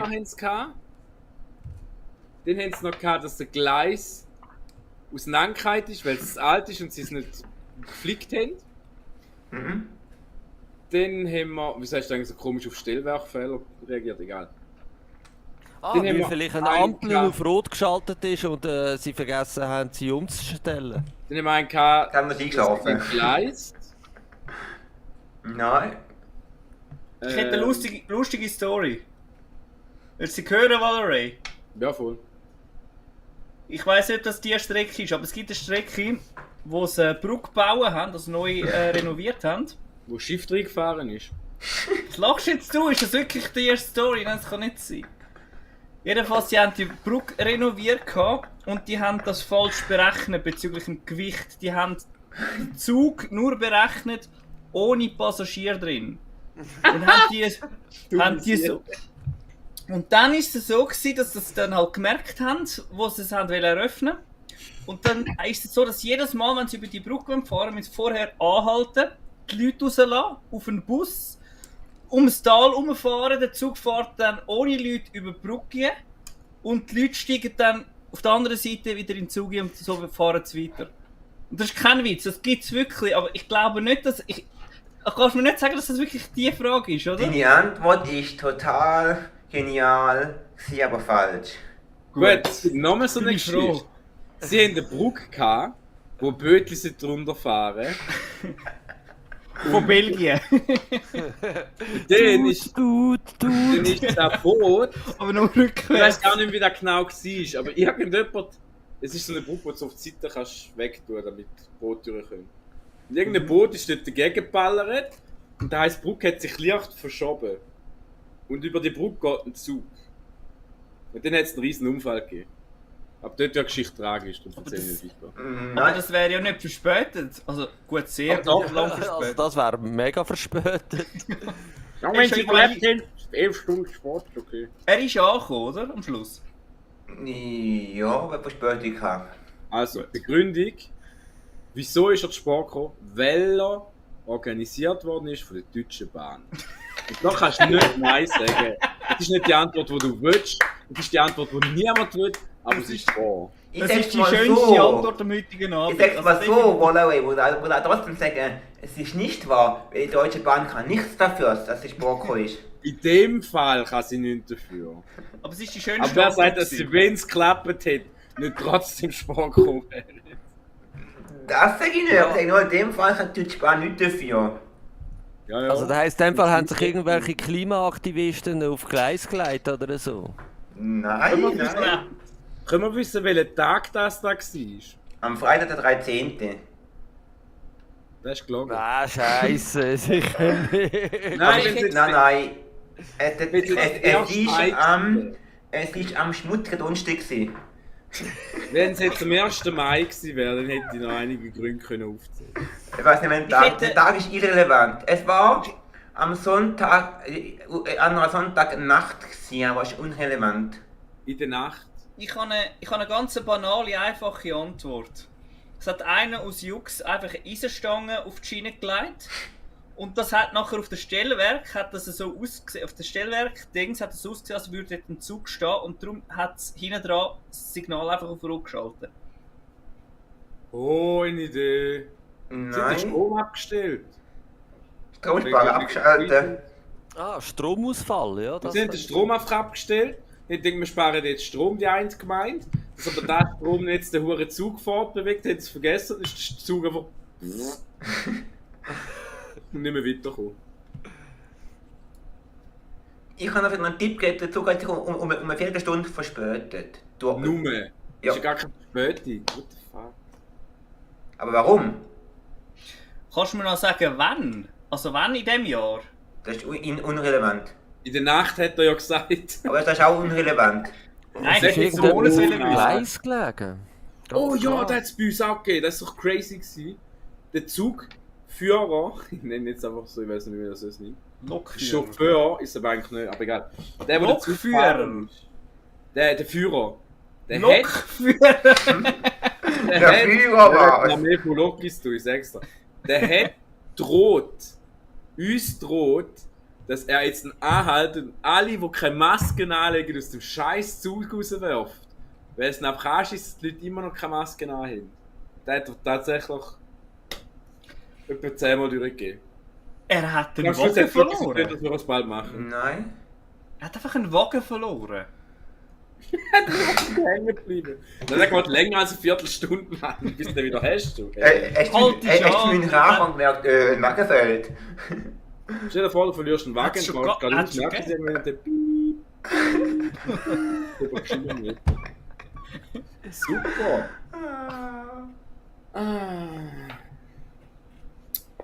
Vielleicht hätte der Zugführer müssen anhalten, weil die Sicht vernebelt war. Es hat ihm Alkohol irgendwie oder die Scheibe wegen eingefroren oder Alkohol. Ja. Aber vielleicht ist einfach die Scheibe eingefroren und er hat zuerst müssen die Scheibe kratzen raus. Nein. Also der Zug hat später überkommen am Bahnhof. Ich habe doch gesagt, dass das eigentlich immer am Bahnhof passiert. Es sind so Jugendliche, die ein TikTok-Video mit einem Sofa und nicht ihr Sofa nicht in den Waggon reingebracht haben. Also am Münchner Bahnhof. Nein, in Fulda am Bahnhof. In Fulda passiert mega viel Scheiß. Riesen Aufsteigerbahnhof, Mann. Das ist fast wie Zuchwil. Oder wie hat es geheißen? Zu viel. Das ist mehr wie Olten. Aber abgesehen davon. Fulda. Warte mal, nein, eine Idee. Es hat ein 9-Euro-Ticket gegeben. Das ist mal der erste Punkt. Der zweite Punkt ist, Punks haben gefunden, wir fahren jetzt auf die Kackinsel dort, die so schön ist. Und dann müssen wir über Fulda fahren. Und dann hat es mega blöd in Fulda tun. Dann hat der Zug nicht losfahren, weil da nicht gegangen ist. No, warum jetzt? Warum Das hat was mit dem 9-Euro-Ticket zu tun, bitte. Nein, 9 Euro Tickets tun. Okay. Es war die Schweizer Bahn, darum hat sie nur eine Viertelstunde Verspätung. Ist durch Nein. Deutschland gefahren, dann über München nach Basel. Wo München? Der Zug kommt ja von Fulda, Richtung München. Ja, eben nachher nach Basel, Zürich, St. Margrethe, Nein. Olten. Churwalden. Naja. Dann ist Tessin aber nach Lugano und Ja. dort ist Endstation. Hat es etwas mit der Zeitumstellung zu tun Nein. gehabt, dass sie eigentlich pünktlich gewesen wäre? Sie sind 3/4 Stunde vorgekommen, aber wegen der Zeitumstellung nur eine Viertelstunde. Sie haben die Zeitumstellung vergessen. Nein, sie haben mal zu früh dort sein. Und sind 3/4 Stunde früher losgefahren. Aber wegen der Zeitumstellung sind es nachher 15 Minuten spät gewesen. So. Nein. Ja, der Chauffeur hat die Zeitumstellung verhängt. Und er hat erst eine Viertelstunde Sport gemacht. Oh shit, ich muss ja schon lange gehen. Bahnhof ist die Zeit fast richtig gewesen, meinst Ja, voll. Die haben eine andere Zeitzone in Fulda. Mhm. du? Die englische Zeit. Können wir Aber du hast gesagt, grafische Nacht- Darstellung einblenden von Fulda nach München? Soll ich mal einstellen? Keine Ahnung. Es wird noch willig, ob ich es vielleicht rausfinden. Also du hast ja gesagt, es ist in der Nacht passiert, oder? Mhm. Hat es etwas mit dem Tag, also um Mitternacht zu tun, dass das irgendwie... Nein. Hat einfach einer verpennt am Morgen, fertig. Der Lokführer, es sind alle im Zug gesessen und es ist keiner gekommen. Kein Lokführer oder sonst ein Führer, wie du da... Ja, also mal schnell. Lösung. Da ist schon Blende, gesagt. wenn ihr wollt. Stimmt. Hä? Was machst du jetzt du? Nun, dann reden wir weiter. Der ICE von Fulda über Frankfurt, Da ist ein Stuttgart Bild. nach Von München. Fulda nach Mannheim nach München. Frankfurt ist vergessen. Über Frankfurt am Main nach Mannheim, Karlsruhe, Stuttgart, Ulm, Augsburg, München. Hat 5 Minuten Verspätung. Grund? Weil er zum Alltag gehört von der Deutschen Bahn. Also die Verspätung ist am der Bahn passiert und der Zug, also die Stimmt, an der Deutsche Bahn. Bahn kann nicht dafür. Aber der Bahn, ja, es war irgendein Kunde gewesen. Also irgendein normaler Zivilist. Oder ein VIP. Oder ein Wer hat den Militär. gemacht? Der wir müssen schnell kacken. Und Hat noch Bremse gezogen, oder was? und das Kacken, WC nein. im Zug war kaputt, darum hat er beim Bahnhof aufs WC müssen. Nein, nicht Sepp. Also hat etwas mit WC zu tun? Nein. Nein, aber ein VIP hat etwas müssen machen. Ja, oder Also, irgendein Passagier. Den Passagier tut schon mal gut. Ist da Er nicht einmal Greta, ja? Ist doch mal durch Nein, Deutschland durchgefahren, Nicht oder? Greta, nein. Sie hat ein Problem gehabt. Der Heiri hat ein Problem gehabt, ist im Zug gesessen. Dann hat er so eine Psyche im Arm gehabt. Und dann haben sie gefunden, shit, ein Herzinfarkt! Schnell, hol jetzt ID! Das ist das Teil, einfach da, wo jeder bedienen kann, das automatische. Dann sind sie im Zug geholt und hat die Deutsche Bank gesagt, jetzt vergessen wir ja gar nicht. Jetzt müssen wir schnell an den nächsten Bahnhof fahren und aussteigen und den AED vom Bahnhof holen. Nein. Dem den schnell wiederbeleben und dann wieder weiterfahren. Was hat man AED zu tun? Vielleicht hat einfach einer Hunger gehabt und hat sich einen Snickers kaufen im Kiosk am Bahnhof und es hat keine Snickers mehr gehabt und dann ist er ausgerastet, weil er nur noch Bounties bekommen hat und hat dann irgendwie den ganzen Kiosk zertrümmert. Kein und, Snicker gewesen. Hm? Es ist Also kein es geht Snicker um einen gewesen. Fahrgast, definitiv. Der Georg ist ganz nah gewesen. Was? Was? Also, der eine hat einfach Hunger gehabt und hat etwas zu essen wollen. Und dann ist er ausgestiegen und dann war dort Teilsarmee und hat Suppe gekocht, aber die ist noch nicht warm Nein. gewesen. Dann hat sie sie zuerst noch 10 Minuten aufwärmen. Nein. Er hat einfach etwas zertrümmert. Der Georg ist wirklich ganz nah, aber... Wie... Andere Möglichkeit? Er hat den Zug zertrümmert. Ah, der Mac hat noch nicht offen gehabt. Darum haben sie noch 10 Minuten müssen warten, bis der Mac Nein. auftut, dass man kann gehen und einen Hamburger bestellen. Nein, der eine ist an der Tür gestanden. Hol schnell 2 Döner! Ich hab Tür auf! Nein, er hat keinen Döner geholt, sondern... Ein Vorschlaghammer. Was machst du? Weißt du einfacher, dass du eigentlich gerade zum Essen kommst? Lackbohrer. Brezelkönig. Nein, was kannst du damit wieder machen? Was? Kannst du Halt, damit- Restaurant. Kein Restaurant, sondern... Weil der Was? IC, wo so lange eine Strecke fährt, kein Restaurant kann, ist das corona Dönerbox! Nein, Döner. ich sag mal, dort hat es nichts, wo man kann Essen holen kann. Am Bahnhof. Hat er eine Tube gepackt und sie wollen fressen? Ah, das Elektroautomat auseinandergenommen. Hat es auch nicht gehabt, an Pflicht. Ich komme sonst noch zum Essen. Leute auseinander. Pizzaservice anrufen. Nee. Es wird so Er Geld hat den los. Nee. Pizzaservice angerufen und der hat 10 Minuten Verspätung gehabt. Es ist genau das gewesen. Er hat am Lieferservice angerufen, zu setzen an den Bahnhof liefern. Jedoch ist der Lieferservice nicht aufgetaucht, dann hat er die Tür aufheben und dann hat der Zug nach Verspätung bekommen.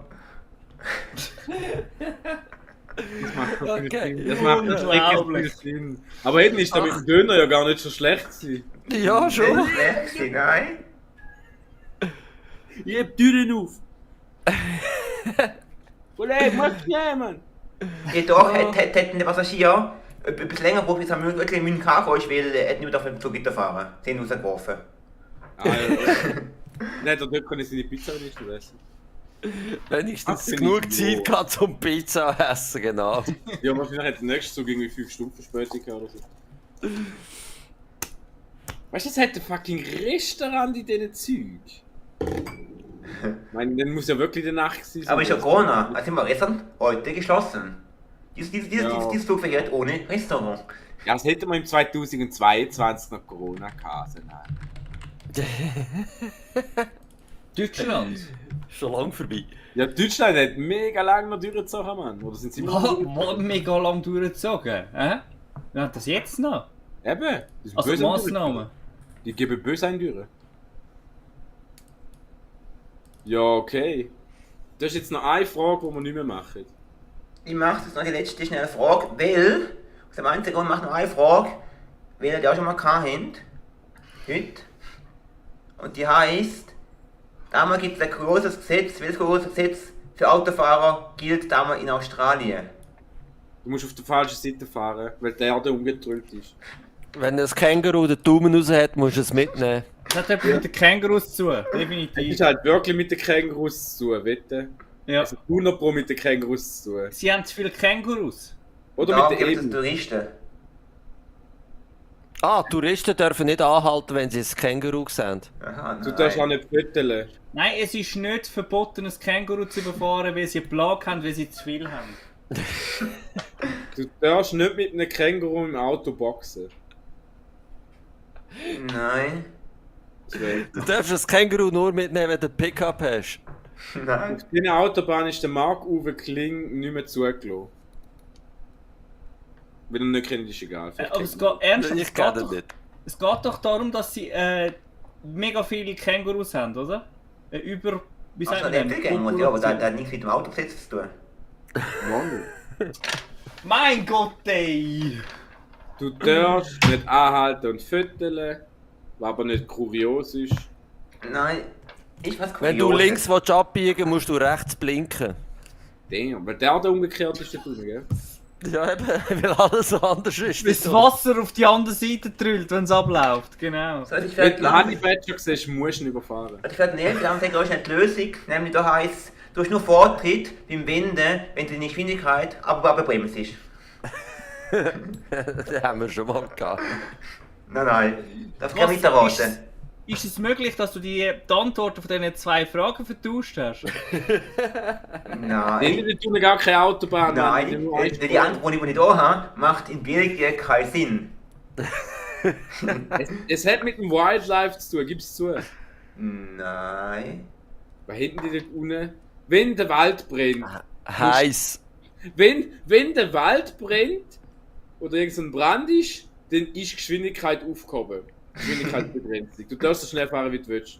Wenn du irgendwie Angst hast. Nein. Nein, aber die haben ja so das Ozonloch-Problem. Das heisst, wenn irgendwelche Werte zu hoch sind, dann dürfen sie nicht mehr mit dem Auto mehr als 10 Kilometer fahren oder so. Oder es ist so eine komische Begrenzung, du darfst nur alle zweiten Sonntag Auto fahren, jeden zweiten Sonntag nicht oder so. Hat es Nein. etwas mit dem Hoheitsgebiet von England zu tun? Dass zum Beispiel, wenn die Queen oder jetzt der King Geburtstag hat, keine Ahnung, nur noch halb so schnell darfst fahren oder so? 60 auf der Autobahn. Nein. Von Australien. Aber hat es etwas mit dem Hoheitsgebiet von England Nein. zu tun? Nicht. Es ist etwas, wenn Belgien nicht will gehen. Aber was hat Australien, was Belgien nicht hat? Sorry, ich stelle Sonne. Surfbretter. Ich stelle mir das gerade vor, die Scheiße, was ich gesagt habe, so in der 30er-Zone. Ja, eben so 15. Ich finde schon 60 auf der Autobahn so. Holen sie mit dem Rollator.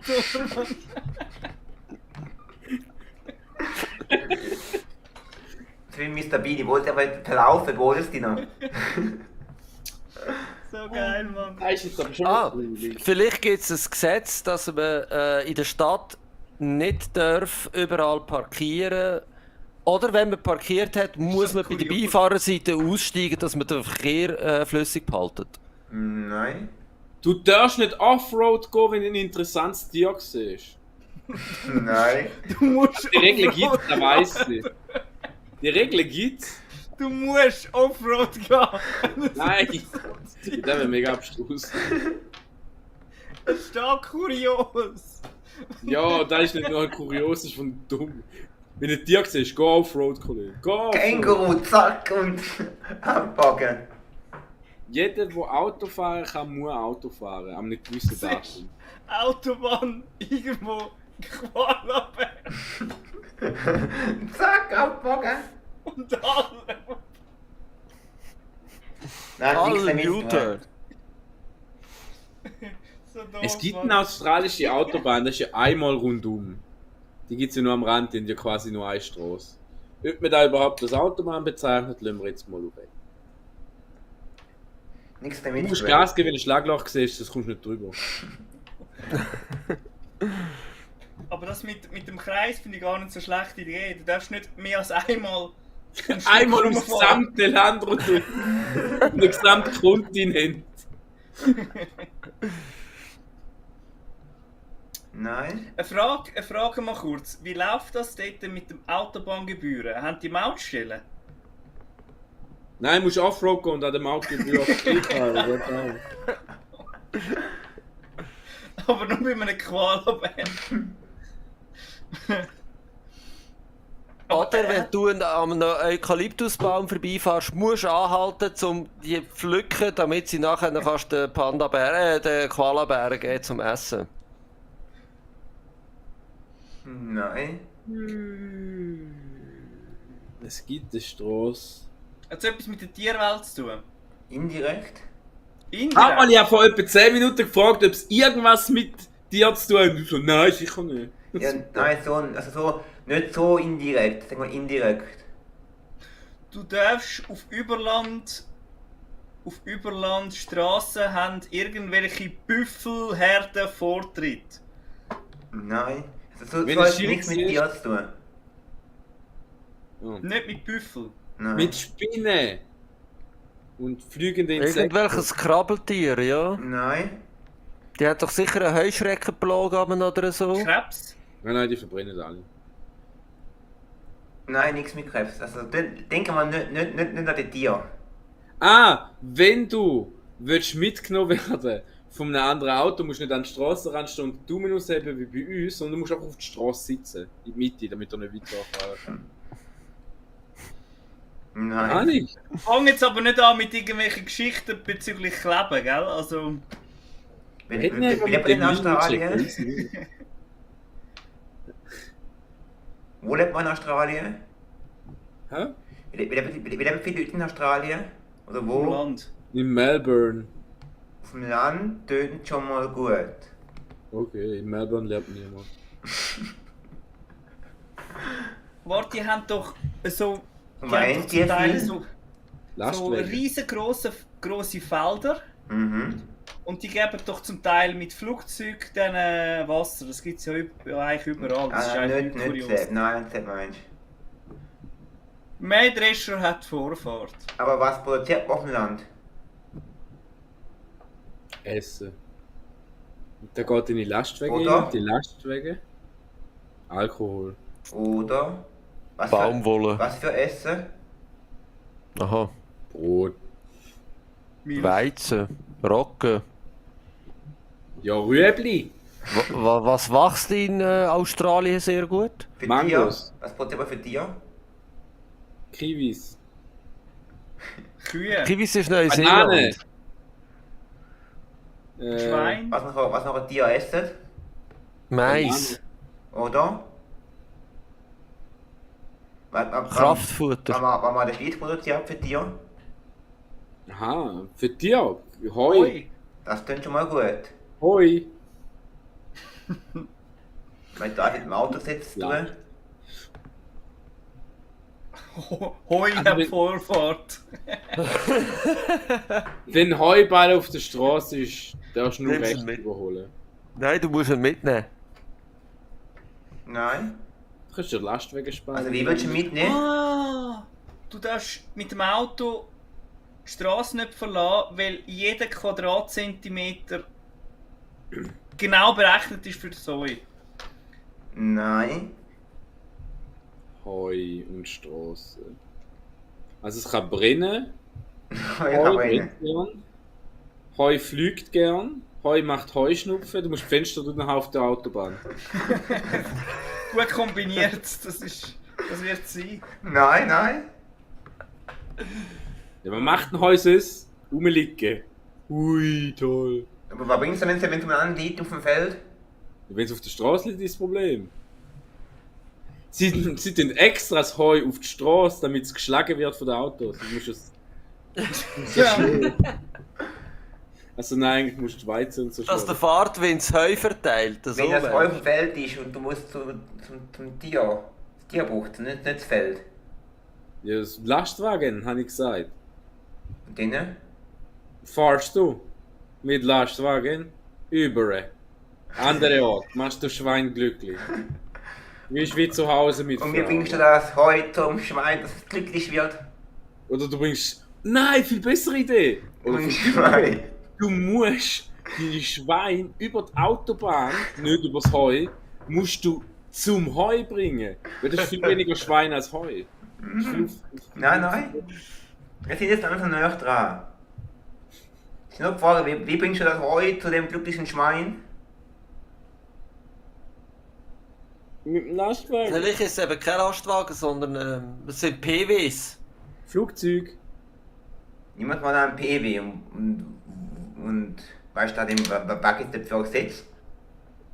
Dass man muss einen Pickup haben, damit man das Heu transportieren kann. Nein. Das muss seltsam sein. Also du darfst auf einem Wie Kornfeld tust du denn den Heu übertransportieren? Du fährst quer über das Feld, und wenn eine Straße kommt, dann hat einfach der Vorfahrt. Das heisst, wenn du auf der Straße fährst und einfach aus der Wildnis ein Traktor oder sonst was kommt, dann hat der immer Vorfahrt. Nein. Darf ich mal etwas... Nein, warte schnell, du darfst das Heu nicht abschleppen, du musst es aufs Dach binden. Ist ja ganz Ja, nah. Ja, ich habe noch ein paar Verständnisfragen, was da angeht. Was machen australische Jugendliche? Die haben keine Bahnhöfe dort, Mann. Die rauchen Heu! Die transportieren Heu. Und so auf die Art, wie die Gamer auch gesagt hat. Also da steht dann auch quasi im Gesetz, wenn jetzt das so nimmst, wenn du einem Bauer begegnest, musst du mindestens 5 Kilo Gras mitnehmen. Wo nimmst du den mit? Im Auto. 5 Kilo Gras, Alter. Da Wo bist im du- Auto? Auf dem Beifahrersitz. Nicht auf dem Beifahrersitz. Sondern wo bei uns sonst noch, kannst du das noch nicht tun? Auf der Haube, damit es nachher getrocknet ist, wenn du da kommst. So, jetzt Nein, haben nicht wir auf es. der Haube. Wo können wir sonst noch Heu lagern? Ja, auf der Rückbank, im Kofferraum, in der Das Radkappe. ist ganz nice. Weißt du jetzt nicht ein kurioses Gesetz? Du darfst nicht das krasse Drahtkappe reinstopfen, weil sonst kann sich das Rädchen nicht mehr drüllen. Nicht die Drahtkappe. Wo? Doch auch nicht. 10 Kilo Heu zählen als eine Person. Also du Ah, darfst du entweder darfst es 2 nicht auf der Personen Rückbank und haben. ein Nicht auf der mal 10 Rückbank. Kilo Heu Aber wo dabei darfst du haben. auch nicht haben? Oder 3 mal 10 Kilo Heu. Checkst Nein, Valerie, wir haben es nicht gecheckt, Ja, aber du? ist Das egal. Äquivalent zwischen Menschen und Heu, wenn du auf der Ah, Rückbank du darfst es nicht unter dem Auto haben, weil sonst wäre alles nachher vernebelt. Nein. Rückbank nehmen. Nicht auf der Rückbank, wo auch noch nicht. Und dann geht es darum, Auf dem Beifahrersitz? Nicht dort, sondern im Kofferraum. Auf dem Fahrersitz. Kofferraum tut schon mal gut, aber Du darfst keinen Menschen und Heu in dem Ding drin haben. Weil falls er Stell lernt, dir mal vor. Stell dir mal. wo darfst du dafür mitnehmen? Stell dir vor. Alles Heu auf dem Fahrersitz. Überall. Wir fahren am Kofferraum rein, oder wie? Überall Leute, aber nur auf dem Fahrersitz einfach die. Soll das so gelten lassen? Auf dem Fahrersitz darfst du keinen haben. Oder wenn das Gesetz noch ganz herausfinden? du kannst das ganze Auto vollstopfen mit Heu, aber nicht der Fahrersitz. Ja, genau. Komplett falsch. Also im Forum auch gesagt, du darfst ihn nicht im Kofferraum Du rein darfst es haben. nicht konsumieren. So wie eine Kuh so. Soll ich euch die Lösung vorlesen, was meine da? Ja, ja. Auf der anderen Seite von der Welt, selbst in Australien, ist es verboten, Heu mit seinem eigenen Wagen im Kofferraum transportieren. Jedoch im Taxi ist erlaubt. Ah ja. Warum? Warte mal, was? Soll ich noch mal sagen? Du darfst Heu nicht in deinem eigenen Auto in einem Kofferraum rein transportieren, aber in einem Taxi schon. Okay. Warum? Ich check's nicht. Ich check's auch nicht. Habt ihr gewusst, man darf nicht auf einer Giraffe angeln? Da gibt irgendeinen Bundesstaat, wo das hat. Man muss nicht verstehen, da kommt irgendwie aus dem Halbmittelalter. Dem irgendwie ein dummer Scheiß passiert und dann ist ja gut, machen wir Regeln. Weil Dings ist es hat immer jemand gegeben, der es gemacht hat, weil sonst kein Mensch auf die Idee kommt, dass man so eine Regel macht. Das stimmt. Ja, ja. Ja gut, das muss eigentlich schon nicht schlecht sein. Ich hoffe, euch haben meine Quizfragen gefallen. Wer hat jetzt eigentlich gewonnen da mit Das ist lustig. mit diesen Fragen zwischen ihnen? Da heisst das sogar irgendwo. Hat mich voll ignoriert, haben das gemerkt. Ich sag dir, Ja, Im amerikanischen Illinois. Yep. Dort ist es verboten, ist nicht erlaubt, vom Hals einer Giraffe aus zu angeln. Yep. Was sich in solcher einer Situation wohl zugetragen haben muss, dass in Folge eines solchen Gesetzes beschlossen werden muss, ist die Frage hier. Ja. Also ich würde sagen, der Aber Ryder uns- hat gewonnen, weil er hat am wenigsten gesagt, aber am meisten richtig im Verhältnis zu dem. Darf ich ganz kurz fragen, ist das jetzt gerade eine Frage an uns gewesen? Von mir? Ja, Nein. wir müssen jetzt herausfinden, was passiert ist damals, dass das Nein, Gesetz nein. in Es steht Ja, nicht, wie aber es geil. ist. Nur da vorne. Hätte ich hure geil gefunden, die Frage. Also darf ich auch mal noch etwas sagen, bevor wir da ins Nest gehen? Ja, bitteschön. Ich hätte eine Frage. Also die Frage ist, wenn es jetzt so wäre, dass ich mal Leute haben in einem Stream und ein Rätsel mache oder ein Quiz, dürfte ich heute einladen? Also Junge, ich hab gefragt, ob ich euch einladen darf.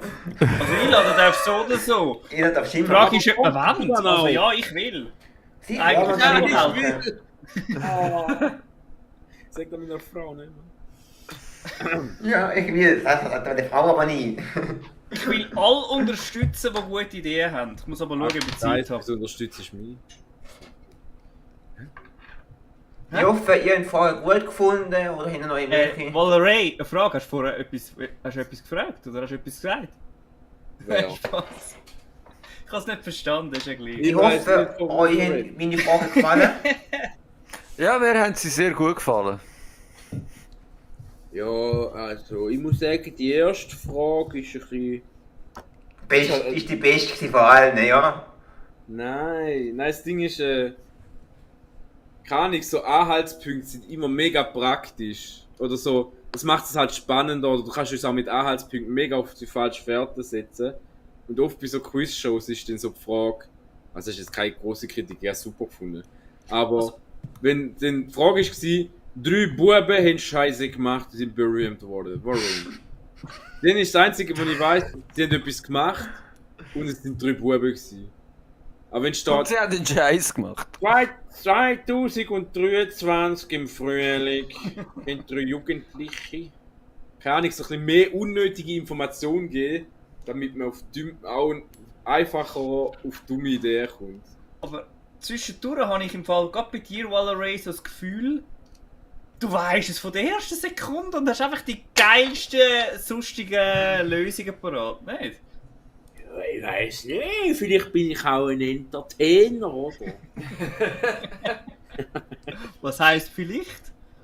Das Ja, heisst, weiss erstmal soll ich nicht. ein bisschen mehr. Denkst du, ich schaue mir selber zu? Das wäre voll Ich denke, erstmal soll ich noch ein bisschen mehr so ein bisschen ausführliche Fragen stellen. Hä?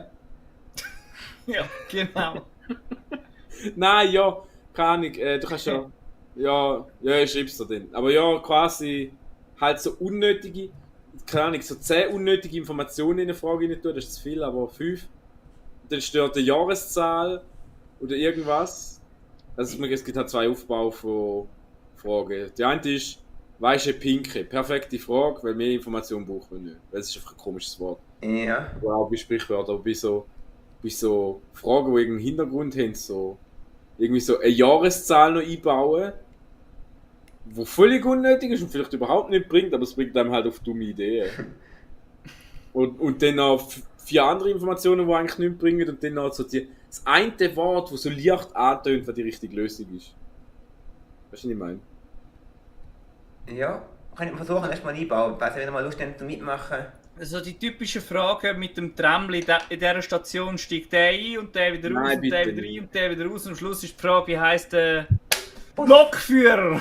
Ich sag dir, wie er heisst. Giraffe ist im Kühlschrank drin. Ja, dann hoffe ich, mir wird das da gefallen. Mir hat es sehr gefallen auch. Ich habe sehr viele coole Ideen gehabt, um da was. Ja, mal Ideen gehabt, um auf die Lösung zu kommen. Ich habe sehr viel gewusst, vor allem halt unseren Herr Sprichwortmeister Valerie hat wie immer Sprichwörter herausgefunden. Grüezi. Ja, gratulieren. He? Bist immer noch der Sprichwortmeister. Erstmal versuche ich noch, wenn du wieder dabei bist, nur noch so ein bisschen Fantasy-Fragen einbauen. Kultur und Medien. Fragen. Willst du mehr?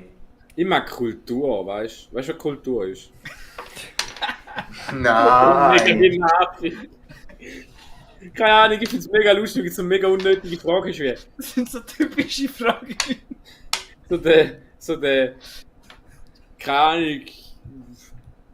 Ich weiß es noch nicht auswendig, aber es ist irgendwas so Dummes wie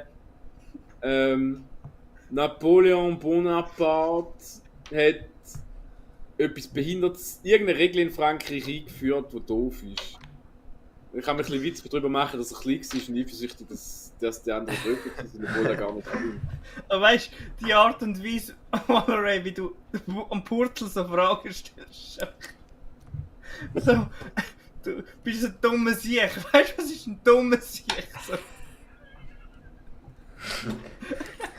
Ja, das Sprichwort. Hier ist Dumme kein Sieg. dummer Sieg, überhaupt nicht. Es ist niemand ein dummer Sieg da, aber Nein. voll am Verzweifeln.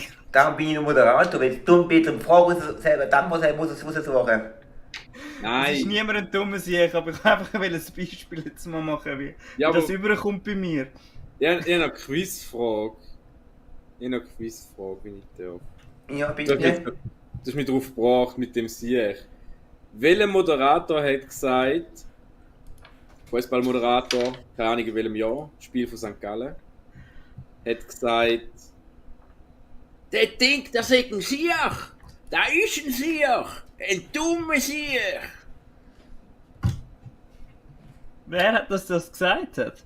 Ja, eigentlich finde ich es mehr witzig, dass da jemand gesagt hat. So ein mega berühmter Fußballmoderator. Ja, das kann ja nur der Benny Turner sein eigentlich. Ja, eigentlich schon, ja. Aber ich finde die Aussage so geil. Der Typ, der denkt, das ist ein Sieg. Der ist ein Sieg. Ein dummer Sieg. Das ist mir jetzt aber doch ganz in den Sinn gekommen. Was ist eigentlich mit dem Borzellini passiert? Ja, wenn ich mich nicht gepackt habe, bin ich Facecam. Aber ich habe schon gedacht, du bist hässlich auf mich und verschwindest. Ich bin als dummes Sieg beleidigt worden. Nein, das war keine Beleidigung. Ich habe gesagt, das sei nicht so gemeint gewesen. Aber es hat einfach so getönt, weißt du, so, das ist von dir so. Aha, ja, das ist einfach so eine Rolle, die ich spiele. Ich meine, ich bin im Fall auch kein Albaner, wenn es noch nicht aufgefallen ist. Ich habe keinen 50 Schweizer. Aber sonst, wenn von euch alle in Ordnung wäre, würde ich das Team für beenden. Danke nochmal viel mal, dass der Gameworker, der Valerie und der Weiler die Tick drin für das Quiz heute. Immer gern. Grüße Danke, gehen raus und geht natürlich auch bei allen schön auf dem Kanal vorbei. Go schauen, liken, abonnieren, kommentieren. Was auch immer. Tschüssli, Küssli, Tschüssli, ciao. Ich hoffe, wir sehen Tschüss uns viermal noch und nochmal vielen Dank, dass ihr dabei sind. In dem Fall noch schönen Abend noch und schönes Wochenende noch. Tschüss!